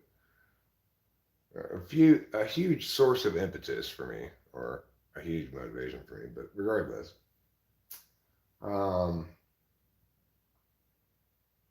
I do like it when it feels more lively around here, like shit's happening. I like that feeling. I will agree it's best to think functionally and archetypally, but both are important. Well, they are both important. The problem is the second of the two is currently in the hands of people who are doing it wrong. So the existing amount of type descriptions out there, the existing type descriptions are not. It's it's important that they're wrong. That the fact that they're wrong is important, but you can't. What it means is you're crippled in half the equation there.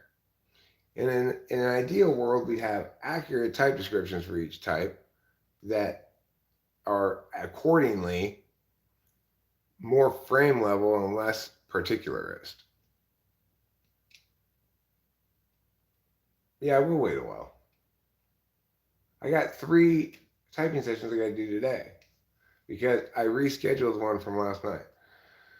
I was supposed to do it at 11 o'clock last night, but I was feeling super sleepy. And so I emailed her around, I don't know, 9:30 or something saying, because she had initially said I could do this tonight, yesterday, from for between sometime between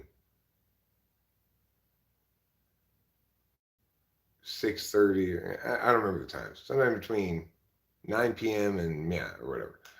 So I said, okay, well let's do it at 11.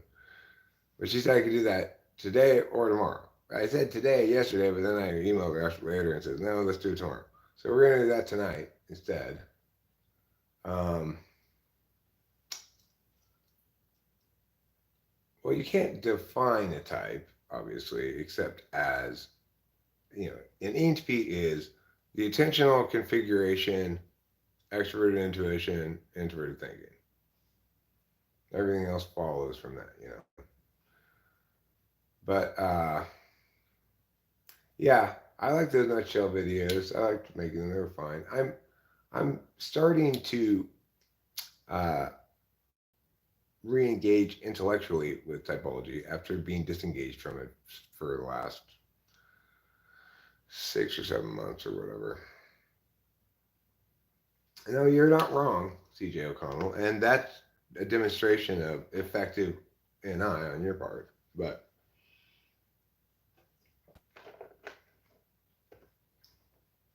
that's as perceived by me. But you could say, well, Eric, look at what good SE you've had lately. You're live streaming every day, blah, blah, blah, blah. You're getting chores done, blah, blah, blah. That's true. That's autopilot SE. That's naturally occurring. I have struggles with SE when it's less naturally occurring. So as soon as you involve other people in any equation, SE equation becomes more complicated.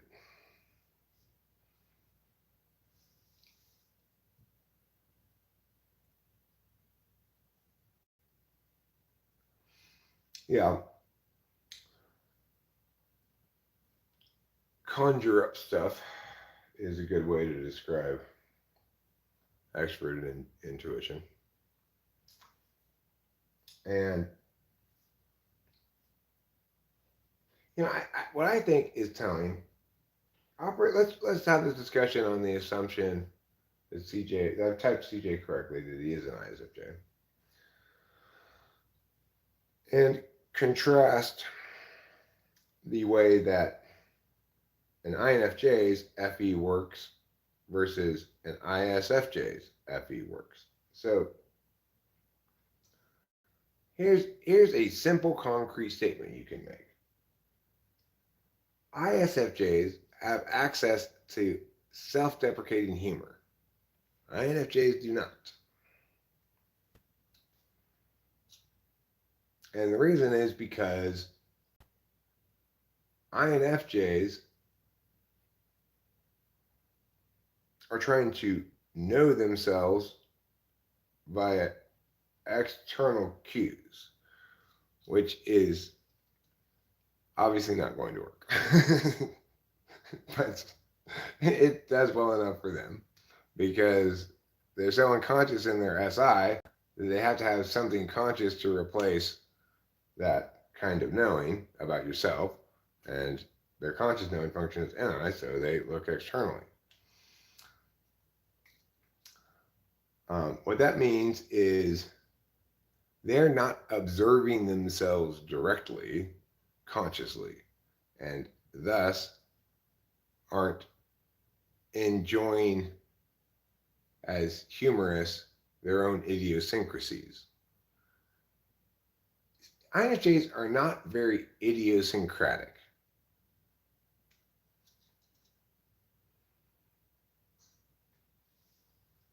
So isn't that a nice, clear distinction to make that you could probably take to the bank close to 100% of the time? ISFJs have access to, may or may not use it, but have access to self-deprecating humor as one of the tools in their FE toolbox. INFJs do not.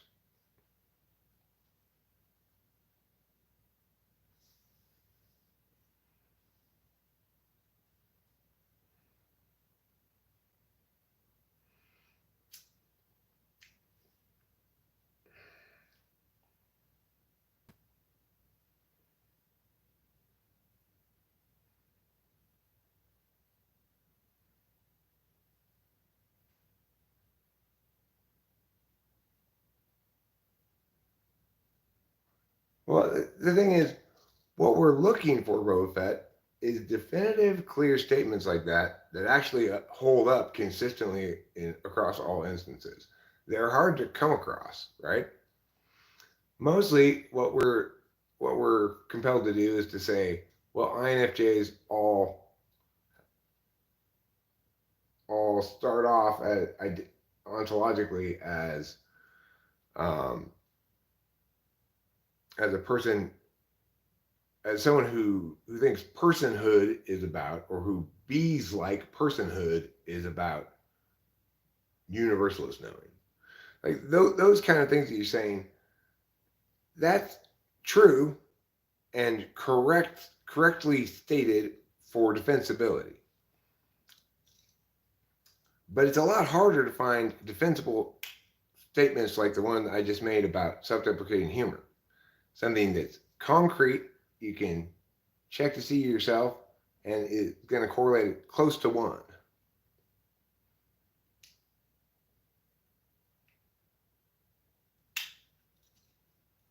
FI back helps that process, yes.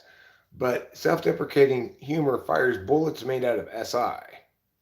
And if you have super, super unconscious SI, then, you know.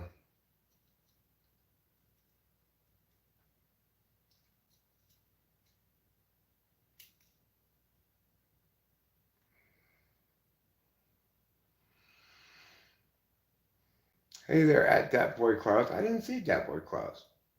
Do you have one in mind? Jose Eric may not be compulsed to respond as soon as he really finds them interesting. Oh, there's Dat Boy Klaus. Would you have a compulsion to respond to a host Eric diss track? No. Something like that I would, well, yes, but not with a track. This happened. So there's this INTP guy, I forget what his name is. He made basically a rap diss track of me. And I did feel compelled to respond, but I responded in the best possible way. I just shot him. I said, okay, well, here's what you did well in your diss track, and here's what you did poorly, and good effort. Except, unlike Jeff Shaw, I give him actual, concrete, correct feedback.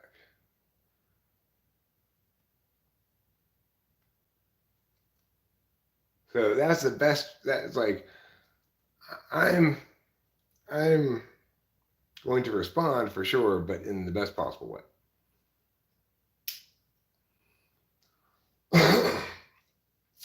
what I want to know is what's the best possible way to title a video or live stream that Tobey Maguire will watch, and have it say the following thing: Tobey Maguire, you must have such a rough time at the poker tables of the world these days. Because I know what I would do if I was sitting at your table. I'd say, bark like a seal, Toby. Bark like a seagull. Come on. After you're done, you can resume destroying lives.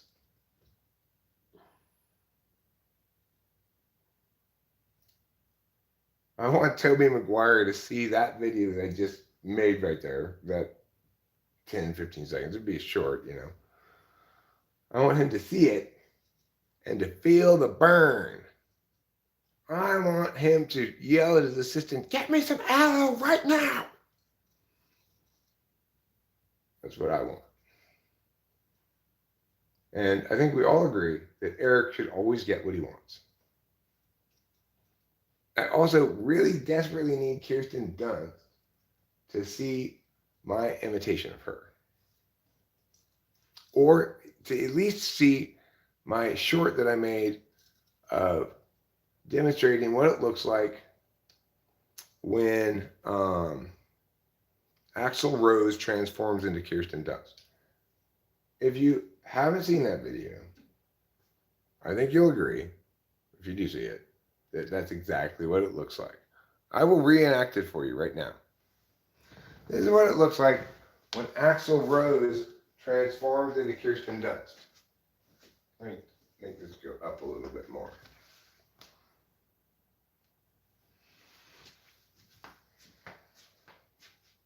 I'm called together five,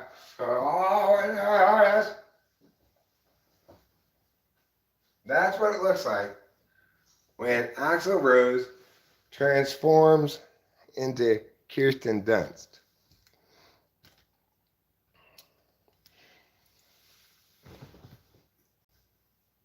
To Jeff Shaw somebody is to treat their legitimate work as though it were a practice exercise they were showing to you and you're the teacher. That's to Jeff Shaw somebody.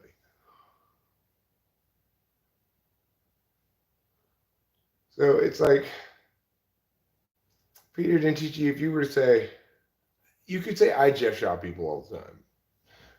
But the thing is, I should Jeff Shaw people because I actually do understand things better than they do and do need to explain things to them.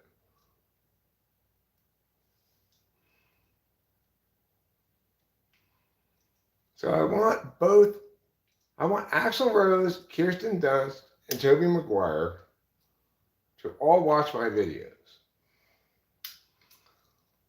Especially Kirsten Dunst, because I've talked about her so much. And she needs to understand how hilarious my jokes about her are. And Tobey Maguire needs to understand that he better fucking pray he never sits down at a poker table with me. I will make sure that I do to him what he has been doing to other people. I will have all of his dignity. I will chew it up and spit it on the floor and then rub it into the carpet with my shoe.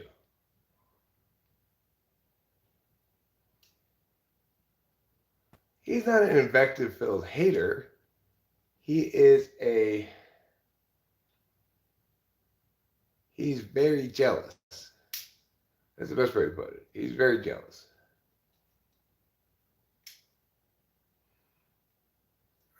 So, if I wanted to have Axl Rose turn into Kirsten Dunst, turn into Tobey Maguire, then it would look like this.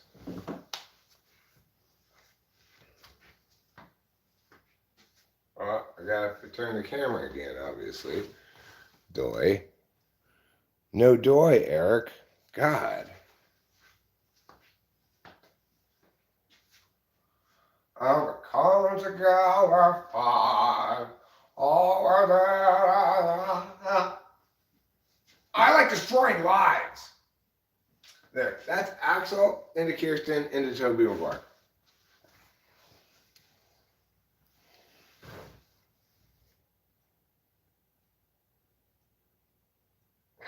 And at the very end, he could turn into Richard Nixon. I am not a crook. Crook. We don't use the word crook enough. You know, that man's a crook.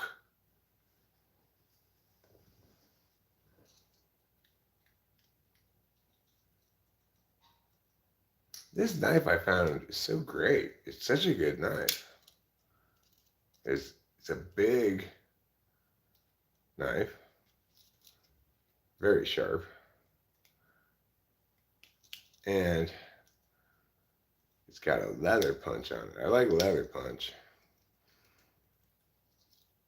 Punch a hole in leather with it. Pow! I don't need a corkscrew usually, but you know, we do have bottles of wine, and if I have to, take a cork out, I got one here, and we do cook with the wine. It does not have a toothpick, Boba Fett. Excellent question, and I'm glad it does not have a toothpick. And the reason is the same reason everybody must be glad about that, because I always lose the toothpick. It also doesn't have tweezers, which I don't want either, because they're always shitty tweezers that don't work. I can see the toothpick works, but also it it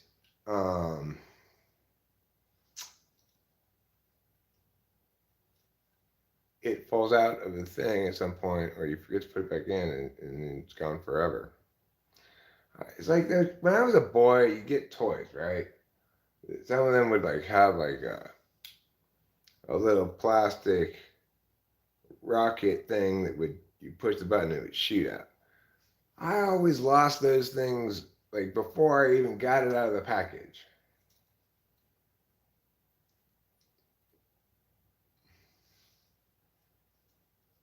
I'm pretty decent with all of those, but dealing with OCD does make me generally very intolerant of negative unknown and negative uncertainty. How can unknown be negative? After all, you don't know about it.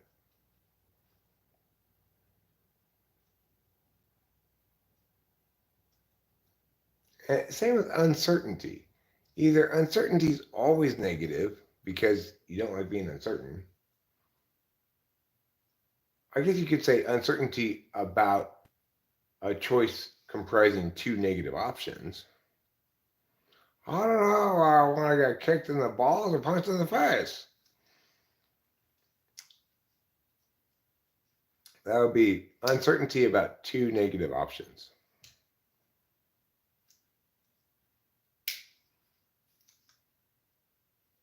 Well, this is actually specifically, Boba Fett, a Swiss Army fishing knife.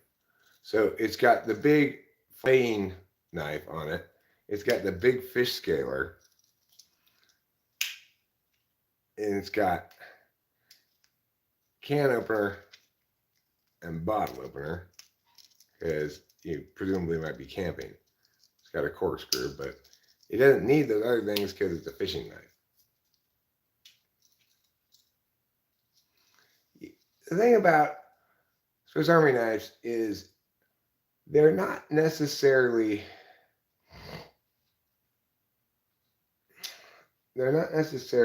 better when they have more things on it. In fact, a Swiss Army knife with too many different things on it is an example of an ESTJ run wild. Just let things be what they are already. This is a fishing knife. As such, it is appropriately lean. It only has things you might need when you go fishing. You might need to drink beer. You might need to drink wine. You might need to eat beans. You might need to scale a fish. You might need to fillet a fish. That's it. You don't need to toothpicks. You can pick up some stick from the wilderness to use as a toothpick. Remember to hit the like button 3 times. It's good advice. What I mean is like the alcohol. I don't like when unknown things turn out to be cancer. You're not really informing me about anything that's not a universal truth, CJ. Nobody likes it when unknown things turn out to be cancer, and nobody likes it when uncertain things make you choose between being kicked in the balls and punched in the face. Nobody likes that.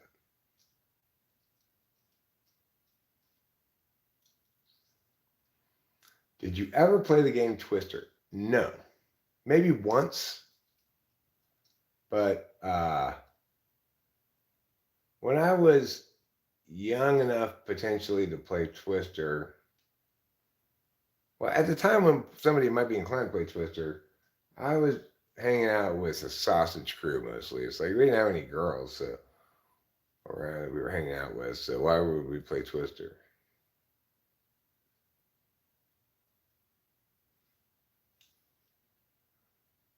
Well, I tell you that any third has the most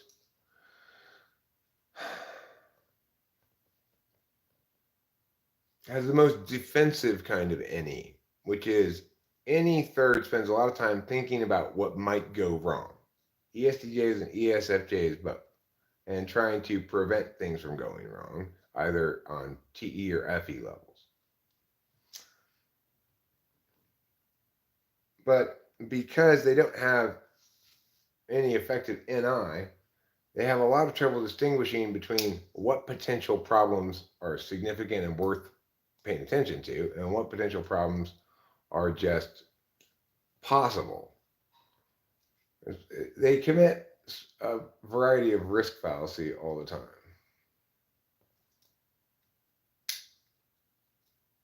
Things will always go wrong. You just have to accept this fact. Give your life more peace.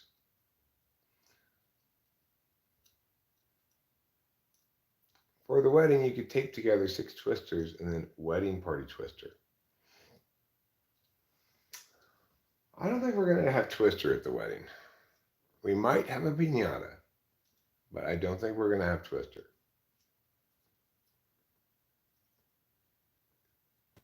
CJ, I want you to explain to your parents that they need to fund your trip to Yosemite to come to our wedding.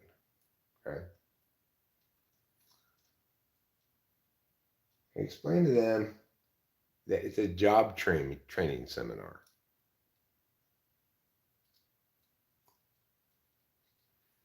Hey, look, I'm sorry, Mom and Dad, but the job I really, really, really want, if I'm going to ever be able to get it, I'm going to need to go train for it in Yosemite area. And they'll say, well, what job is it? And you say, I'm sorry, that's classified. And then they'll be impressed and they'll fund the idea. Yeah, well, I'm probably not going to fill the piñata full of drugs. It's, I'm not that generous with my drugs, I guess. If I had that many drugs, I'd be like, I'm not going to put this little piñata, I'm going to do that myself. Oh, right, ring bearer. CJ, you nailed it on the head. We need a ring bearer.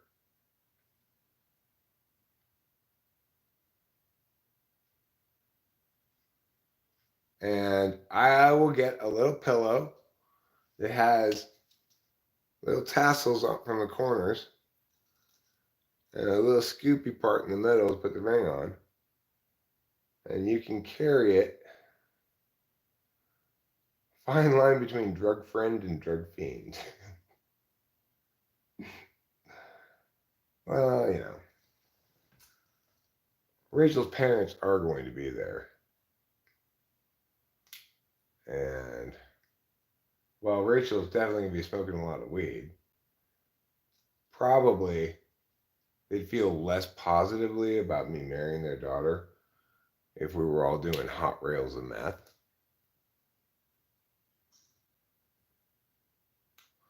You ever heard that placebo song about drugs? A friend in need is a friend indeed. I have not heard that song. You've got a friend in weed. You got a friend in weed. Sometimes stuff sucks. What you do? You pack a bolt, then you pull it through. That's all you gotta do. Yeah, it is true. You've got a friend in weed.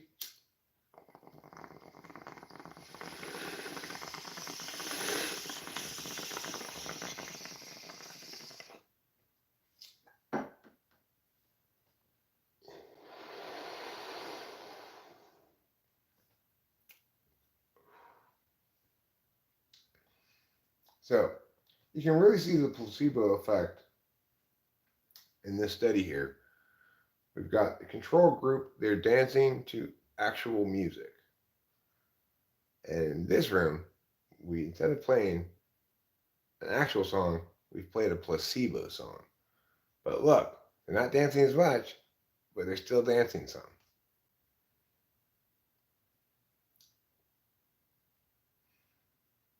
Now, Rachel's mom's not going to get happy if we smoke in front of her. Which is, it's like when we went to San Diego to visit her, this is exactly why I made a point when we were waiting for the trolley of sparking a joint while I'm standing right next to her. Because, it's like people who drink alcohol but think that there's something wrong with me smoking pot. Oh no, that did not validate on TI levels at all.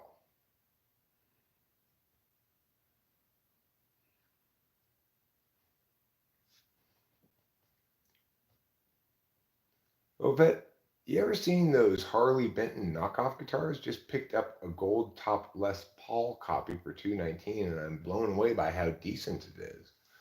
And that is the standard you want to go for when purchasing a guitar. Decent. Any better than that, and you're playing jazz.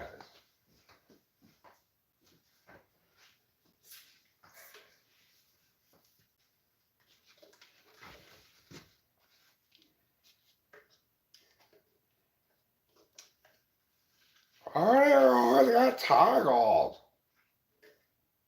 Ah.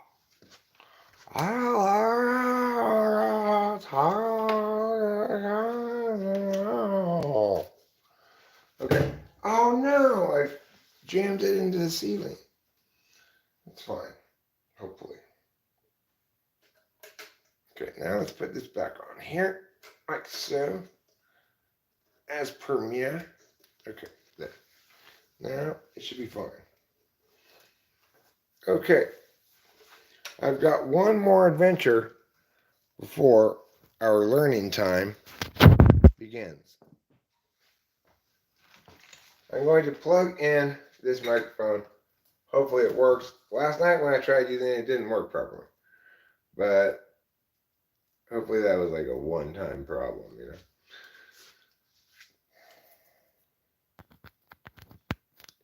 Mic check. Give me some feedback on whether this microphone is working properly or not.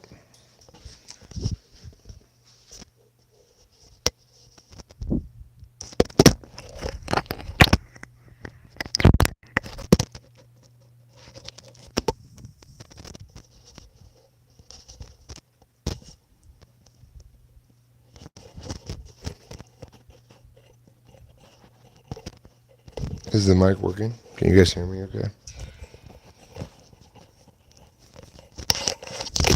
No trouble, stop. Trouble, no.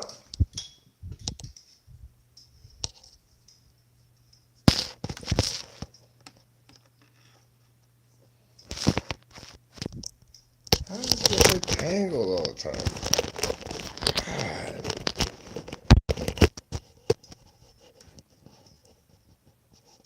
I think there's some criminal organization in the world that goes around and tangles up people's cords when they're not looking. Just to make life shittier.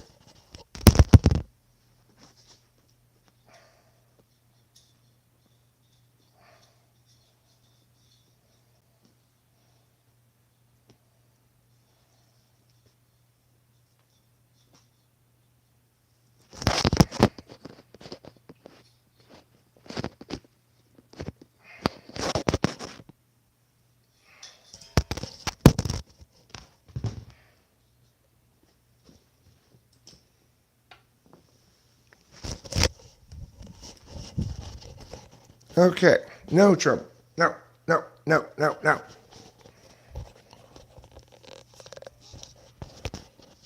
Yeah, tangled up in blue is horrible. It's a good point. Whoever said that. Thank you, Ruben, for answering the question. Okay. What am I going to play on the guitar? Well, I hadn't decided yet. First, I'm going to tune the guitar.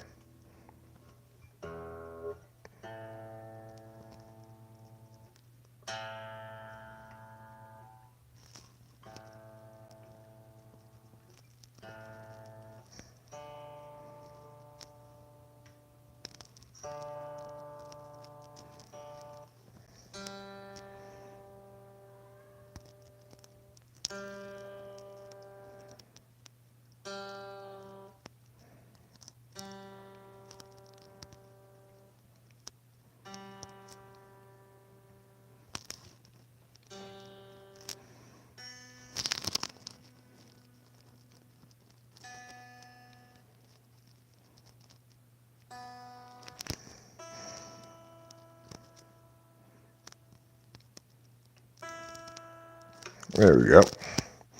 Tuned. This tuner is so convenient. I'm so glad I got this guitar. It wasn't especially expensive either.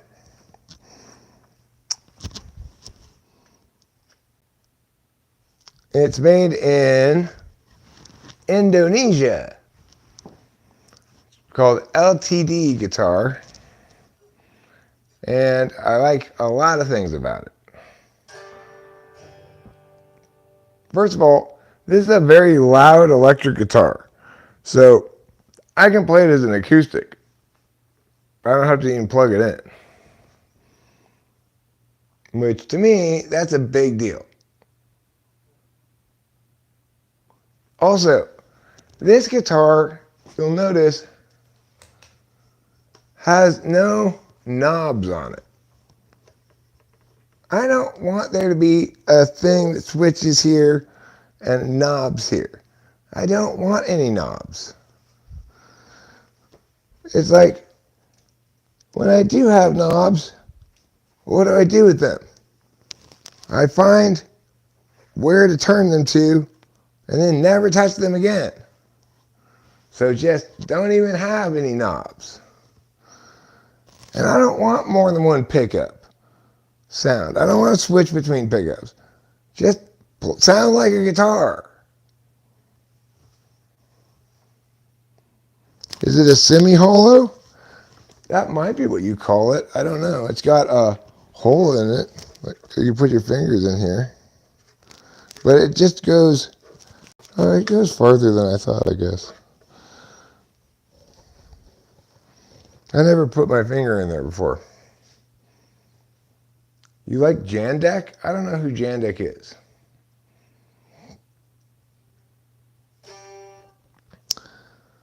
I can put it through the amp. I can turn the amp on. Is Rachel still sleeping? I'll turn it down low.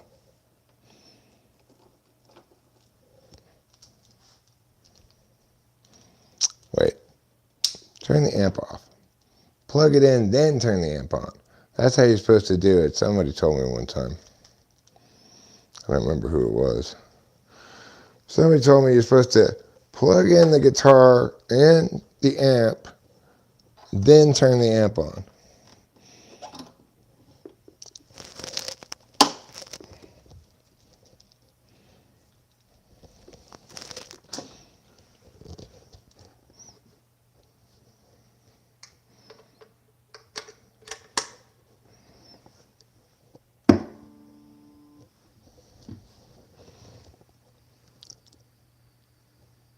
Now I do have a volume knob right here, too, on the guitar, so I don't have to turn up and down the amp. But it's not where your hand's ever going to hit it, it's here. All right, I got a typing session in 30 minutes.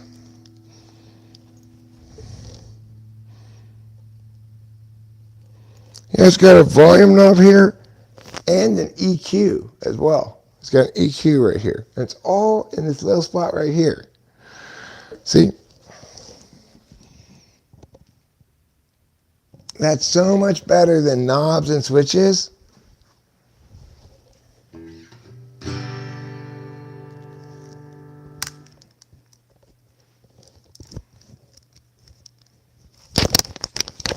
I don't like Dinosaur Jr. They've got a couple of good songs. I had one of their albums I listened to it a few times. I listened to it fairly often during some stretch of my life. And it was pretty good. But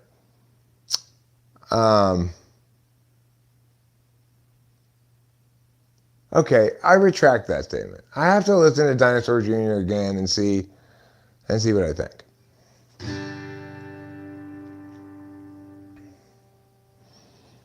I can't play Up Ivy. No, just some person, some lady. Maybe a dude, I don't remember.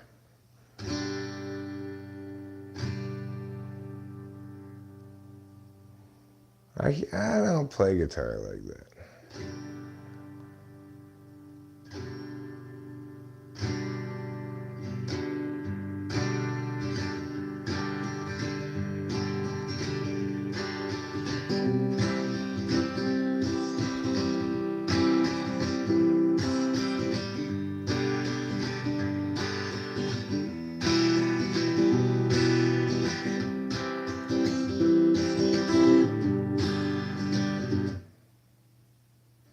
When I was younger, it seemed that everything gleamed.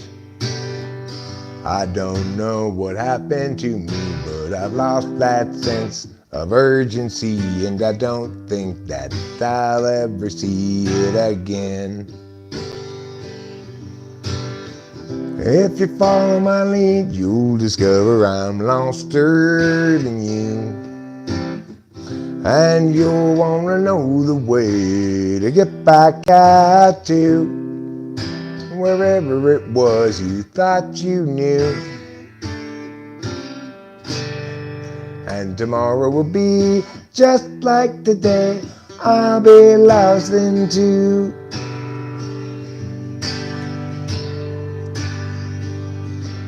It's a matter of mood as much as a matter of will. And the things I do and the direction I point to still seem a part of me, though departedly. And I wonder if I'll ever see them again. Bum-pa-dee-dee, da-dee-da-dee-doo, ba-ba-da-da-da-da-da. Ba-ba-dee-da, ba-da-da-da-da, ba-ba-dee-da-da-da-da. You know, I've never really listened to Wilco. But what I like are good songs, well produced. Ideally, great songs. Fantastically well produced. That is what everybody should hope for from their music. But that's the sort of thing you can't find in one location, you know. You gotta search for the songs. No, here, lamb. That's not true, what you just said, actually. Believe it or not.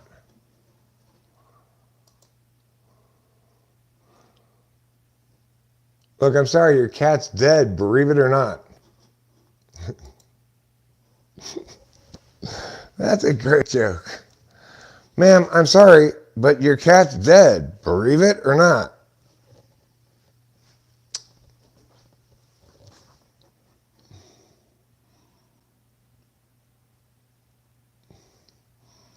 Amelia, huh? Okay. I'm gonna have to fire that first. There we go. There it is.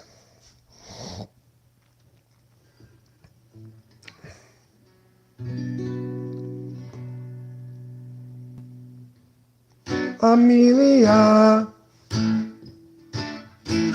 go to a place take unto you the details of your case. Amelia, when you rise up above, floating ahead and soaring like a dove, what will they say when they look at you then, moving sideways in the space you're in, and staring sidelong with that thirsty grin?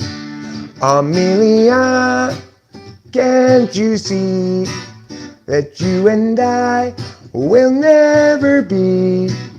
Amelia, yet you're still free, with too much opportunity to leave out in the rain. Amelia, Amelia, we're watching you, fail for sure, no matter what we do. Amelia, when you rise up above, floating ahead and soaring like a dove, what will they say when they look at you then, moving sideways in the space you're in, and staring sidelong with your thirsty grin? Amelia, can't you see, you and I will never be? Amelia, yet you're still free, with too much opportunity to leave out in the, too much opportunity to leave out in the, too much opportunity to leave out in the rain. Amelia.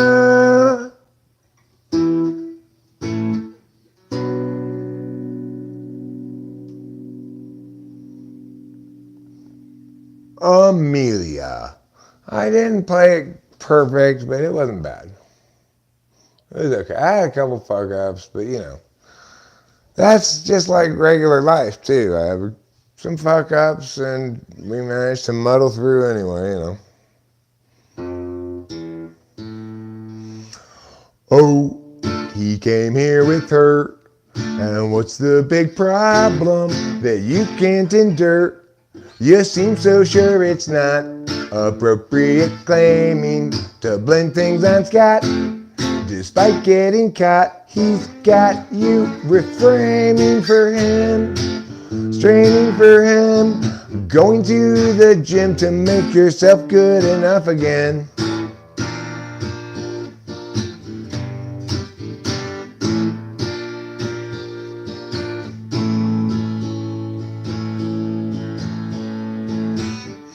Yeah, you guys both have lots invested.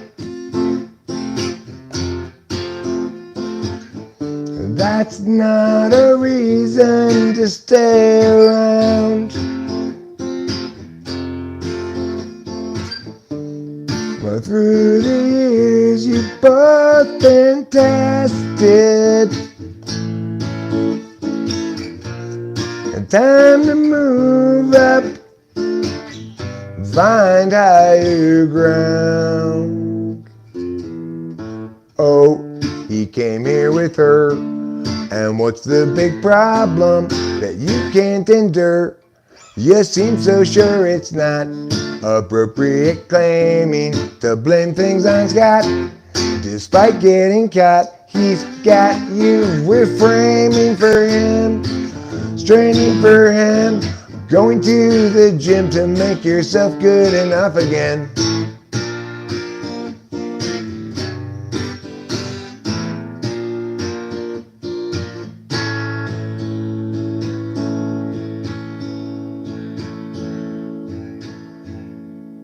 Be done with him. That was not bad. I think the guitar sounds a little too bright.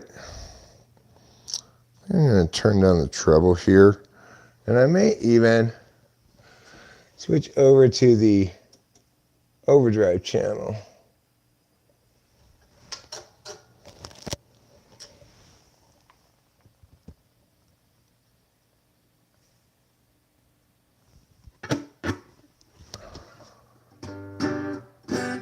That's the overdrive channel there.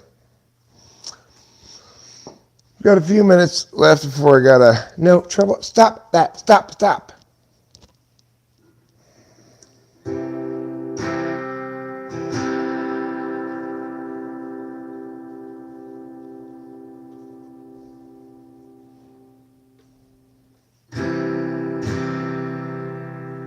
That's with the mids and the treble turned all the way down and the bass turned all the way up.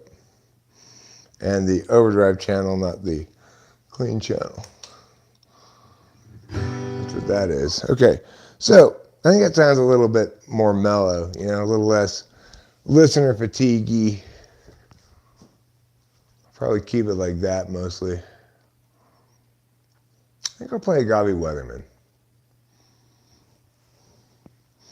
Eric, that's not how you pronounce that song title. It's Agave Weatherman. I can't say Weatherman? That makes it sound like it's the last name. Oh, okay. Noted. Here we go. Let me have a drink of beverage.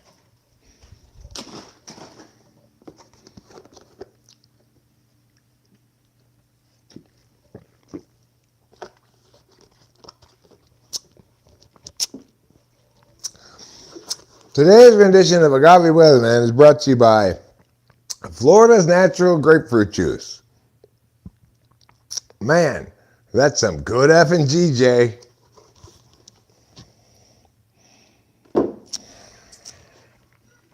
That should be their slogan.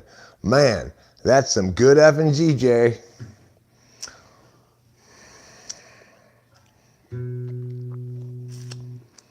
You're living on a time frame I will never know. Alienation and humanity's soul. Imagine you a future after the collapse, returning to the urgency of isolated past. You're picturing community free of metaphysics, hunting buffalo while you're picking red delicious. Knowledge of the seasons, wisdoms of old, of fires blazing in the night to keep away the cold. Hostility is kept at bay by what you think is in the way of life as children of the land, with an agave weatherman. Imagining a history that never could have been. You lecture at the college, advancement is a sin. Lamenting disconnection and every corporate act. Asserting all your feelings and ignoring all the facts. Hostility is kept at bay. Hostility is kept at bay by what you think is in the way. What you think is in the way of life as children of the land, with an agave weatherman. You find modernity just so banal.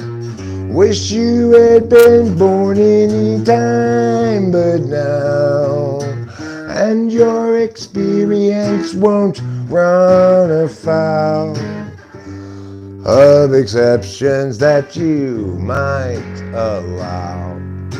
You visualize nobility sipping on some port, or tribes of peaceful savages in beautiful comport, but few of history's people ever thusly did cavort. 'Cause life was solitary, nasty, brutish, poor, and short. Hostility is kept at bay. Hostility is kept at bay. What you think is in the way. What you think is in the way of life as children of the land, with an agave weatherman. With an agave weatherman. That was pretty good until I fucked up towards the end there. Oh, Eric, why are you always have to ruin everything with a fuck up? Well, it's because I'm not very good. Well, maybe you should try harder. All right, I'll try harder.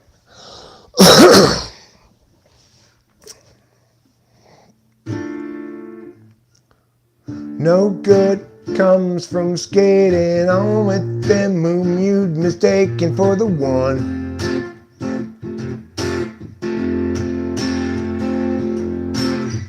Habituated defense and indecency self-inflicts eventually once your search is done.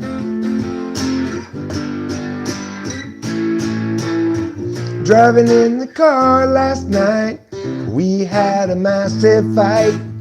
Each insisting we were right and the other one to blame.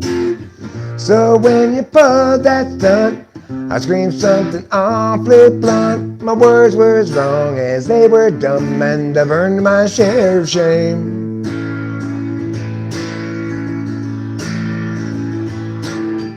It's each of our own failings, not us doing the nailing to the wall. We fear so the others sailing off to reset their life and all. You can trust me, I can trust you, though neither trust ourselves much true. The love lies deep between you and me, at least about that we can both agree.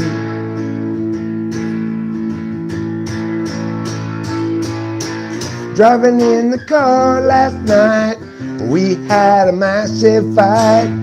Each insisting we were right and the other one to blame. So when you pulled that stunt, I screamed something awfully blunt. My words were as wrong as they were dumb, and I've earned my share of shame. My share of shame.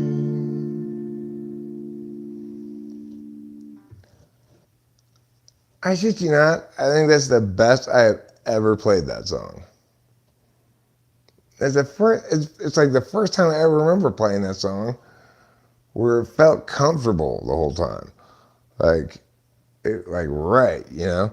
And the reason is because of this guitar plugged into the amp. It's good to plug it into the amp. It's like I can really get the sounds out of it, you know? It's great. I love this. This guitar amp combo is thrilling the fuck out of me right now, which is pretty good thing to have happen, to have the fuck thrilled out of you.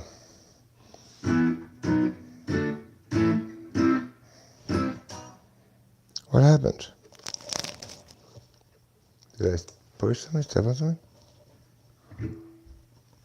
Is this plugged in all the way? Is this plugged in? Cut out for a second. This is gonna have to be probably my last song or second to last song, because I gotta type that lady or man. I'm gonna play it even though I don't have it here, and hopefully I remember it, but oh, we need to know. We need to see. We need to pen happenings down by some means to judge a logic to life and that they're like it, for which we'll never budge. People everywhere gather up enemies, outraged at how they misdefine. How do they set their priorities? How do they set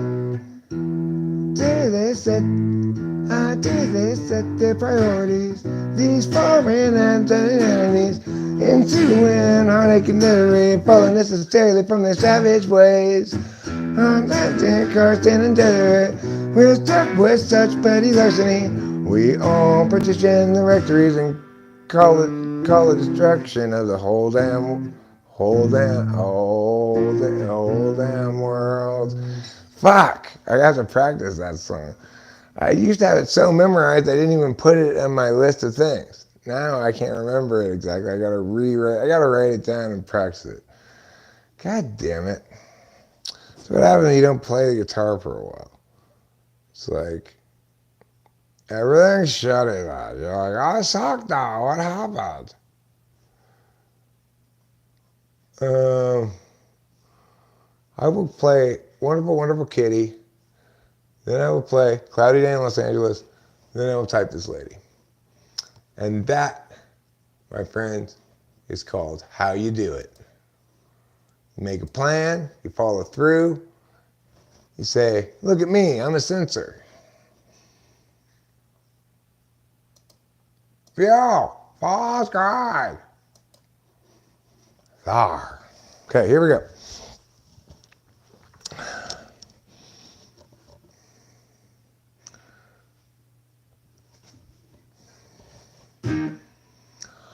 Wonderful, wonderful kitty, having wonderful times. Always cleaning yourself, making sure you got clean lines. Wonderful, wonderful kitty, such a fabulous off friend. And now it's wonderful kitty petting time again. Just let me pet you, don't walk away. It's petting time, and wonderful, wonderful kitty, having wonderful times. Always cleaning yourself, making sure you got clean lines. But your wonderful kitty is a fabulousness I've never encountered before. And I know that I want to pet my kitty some more. Just let me pet you, don't walk away. It's petting time, hooray! Yes, I still have time for Cloudy Day in Los Angeles.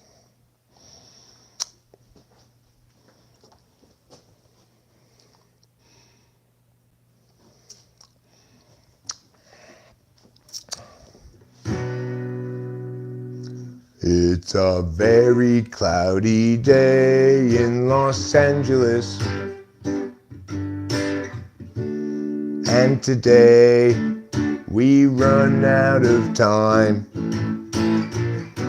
Struggles past, troubles still to come. The day is nearly done. Can someone buy us some more time?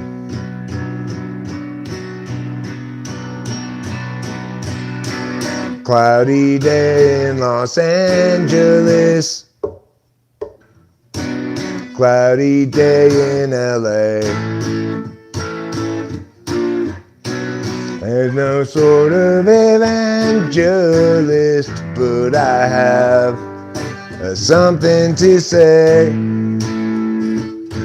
Life can strangely be forgiving to those who stay awake all night. And mostly voices say to give in. They'll try to sap your will to fight. 'Cause whether I'm supposed to be here or just be soon forgotten, noise is sort of based on what I see here and also on what I've heard. It's a very cloudy day in Los Angeles. And today we run out of time.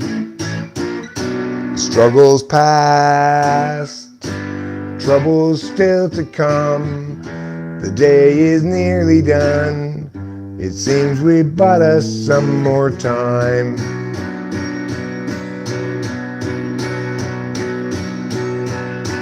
Cloudy day in Los Angeles.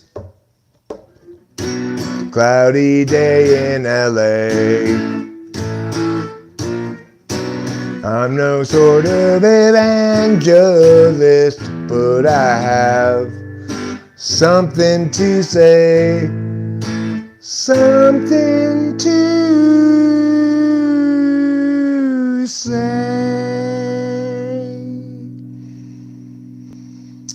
And that something is, thanks for watching. Have a great day. I've got to go to a typing session. I hope you enjoyed Eric's rendition of Menopause the Musical on guitar and voice. My interpretation of it. All right. Now, just as you're supposed to plug it in before you turn it on, but turn it off before you unplug it. So that's what I'm going to do. That's what they say. I don't remember who said that to me, but somebody said that to me. And they have become now they. So anyway, goodbye, good night, God bless, and good luck.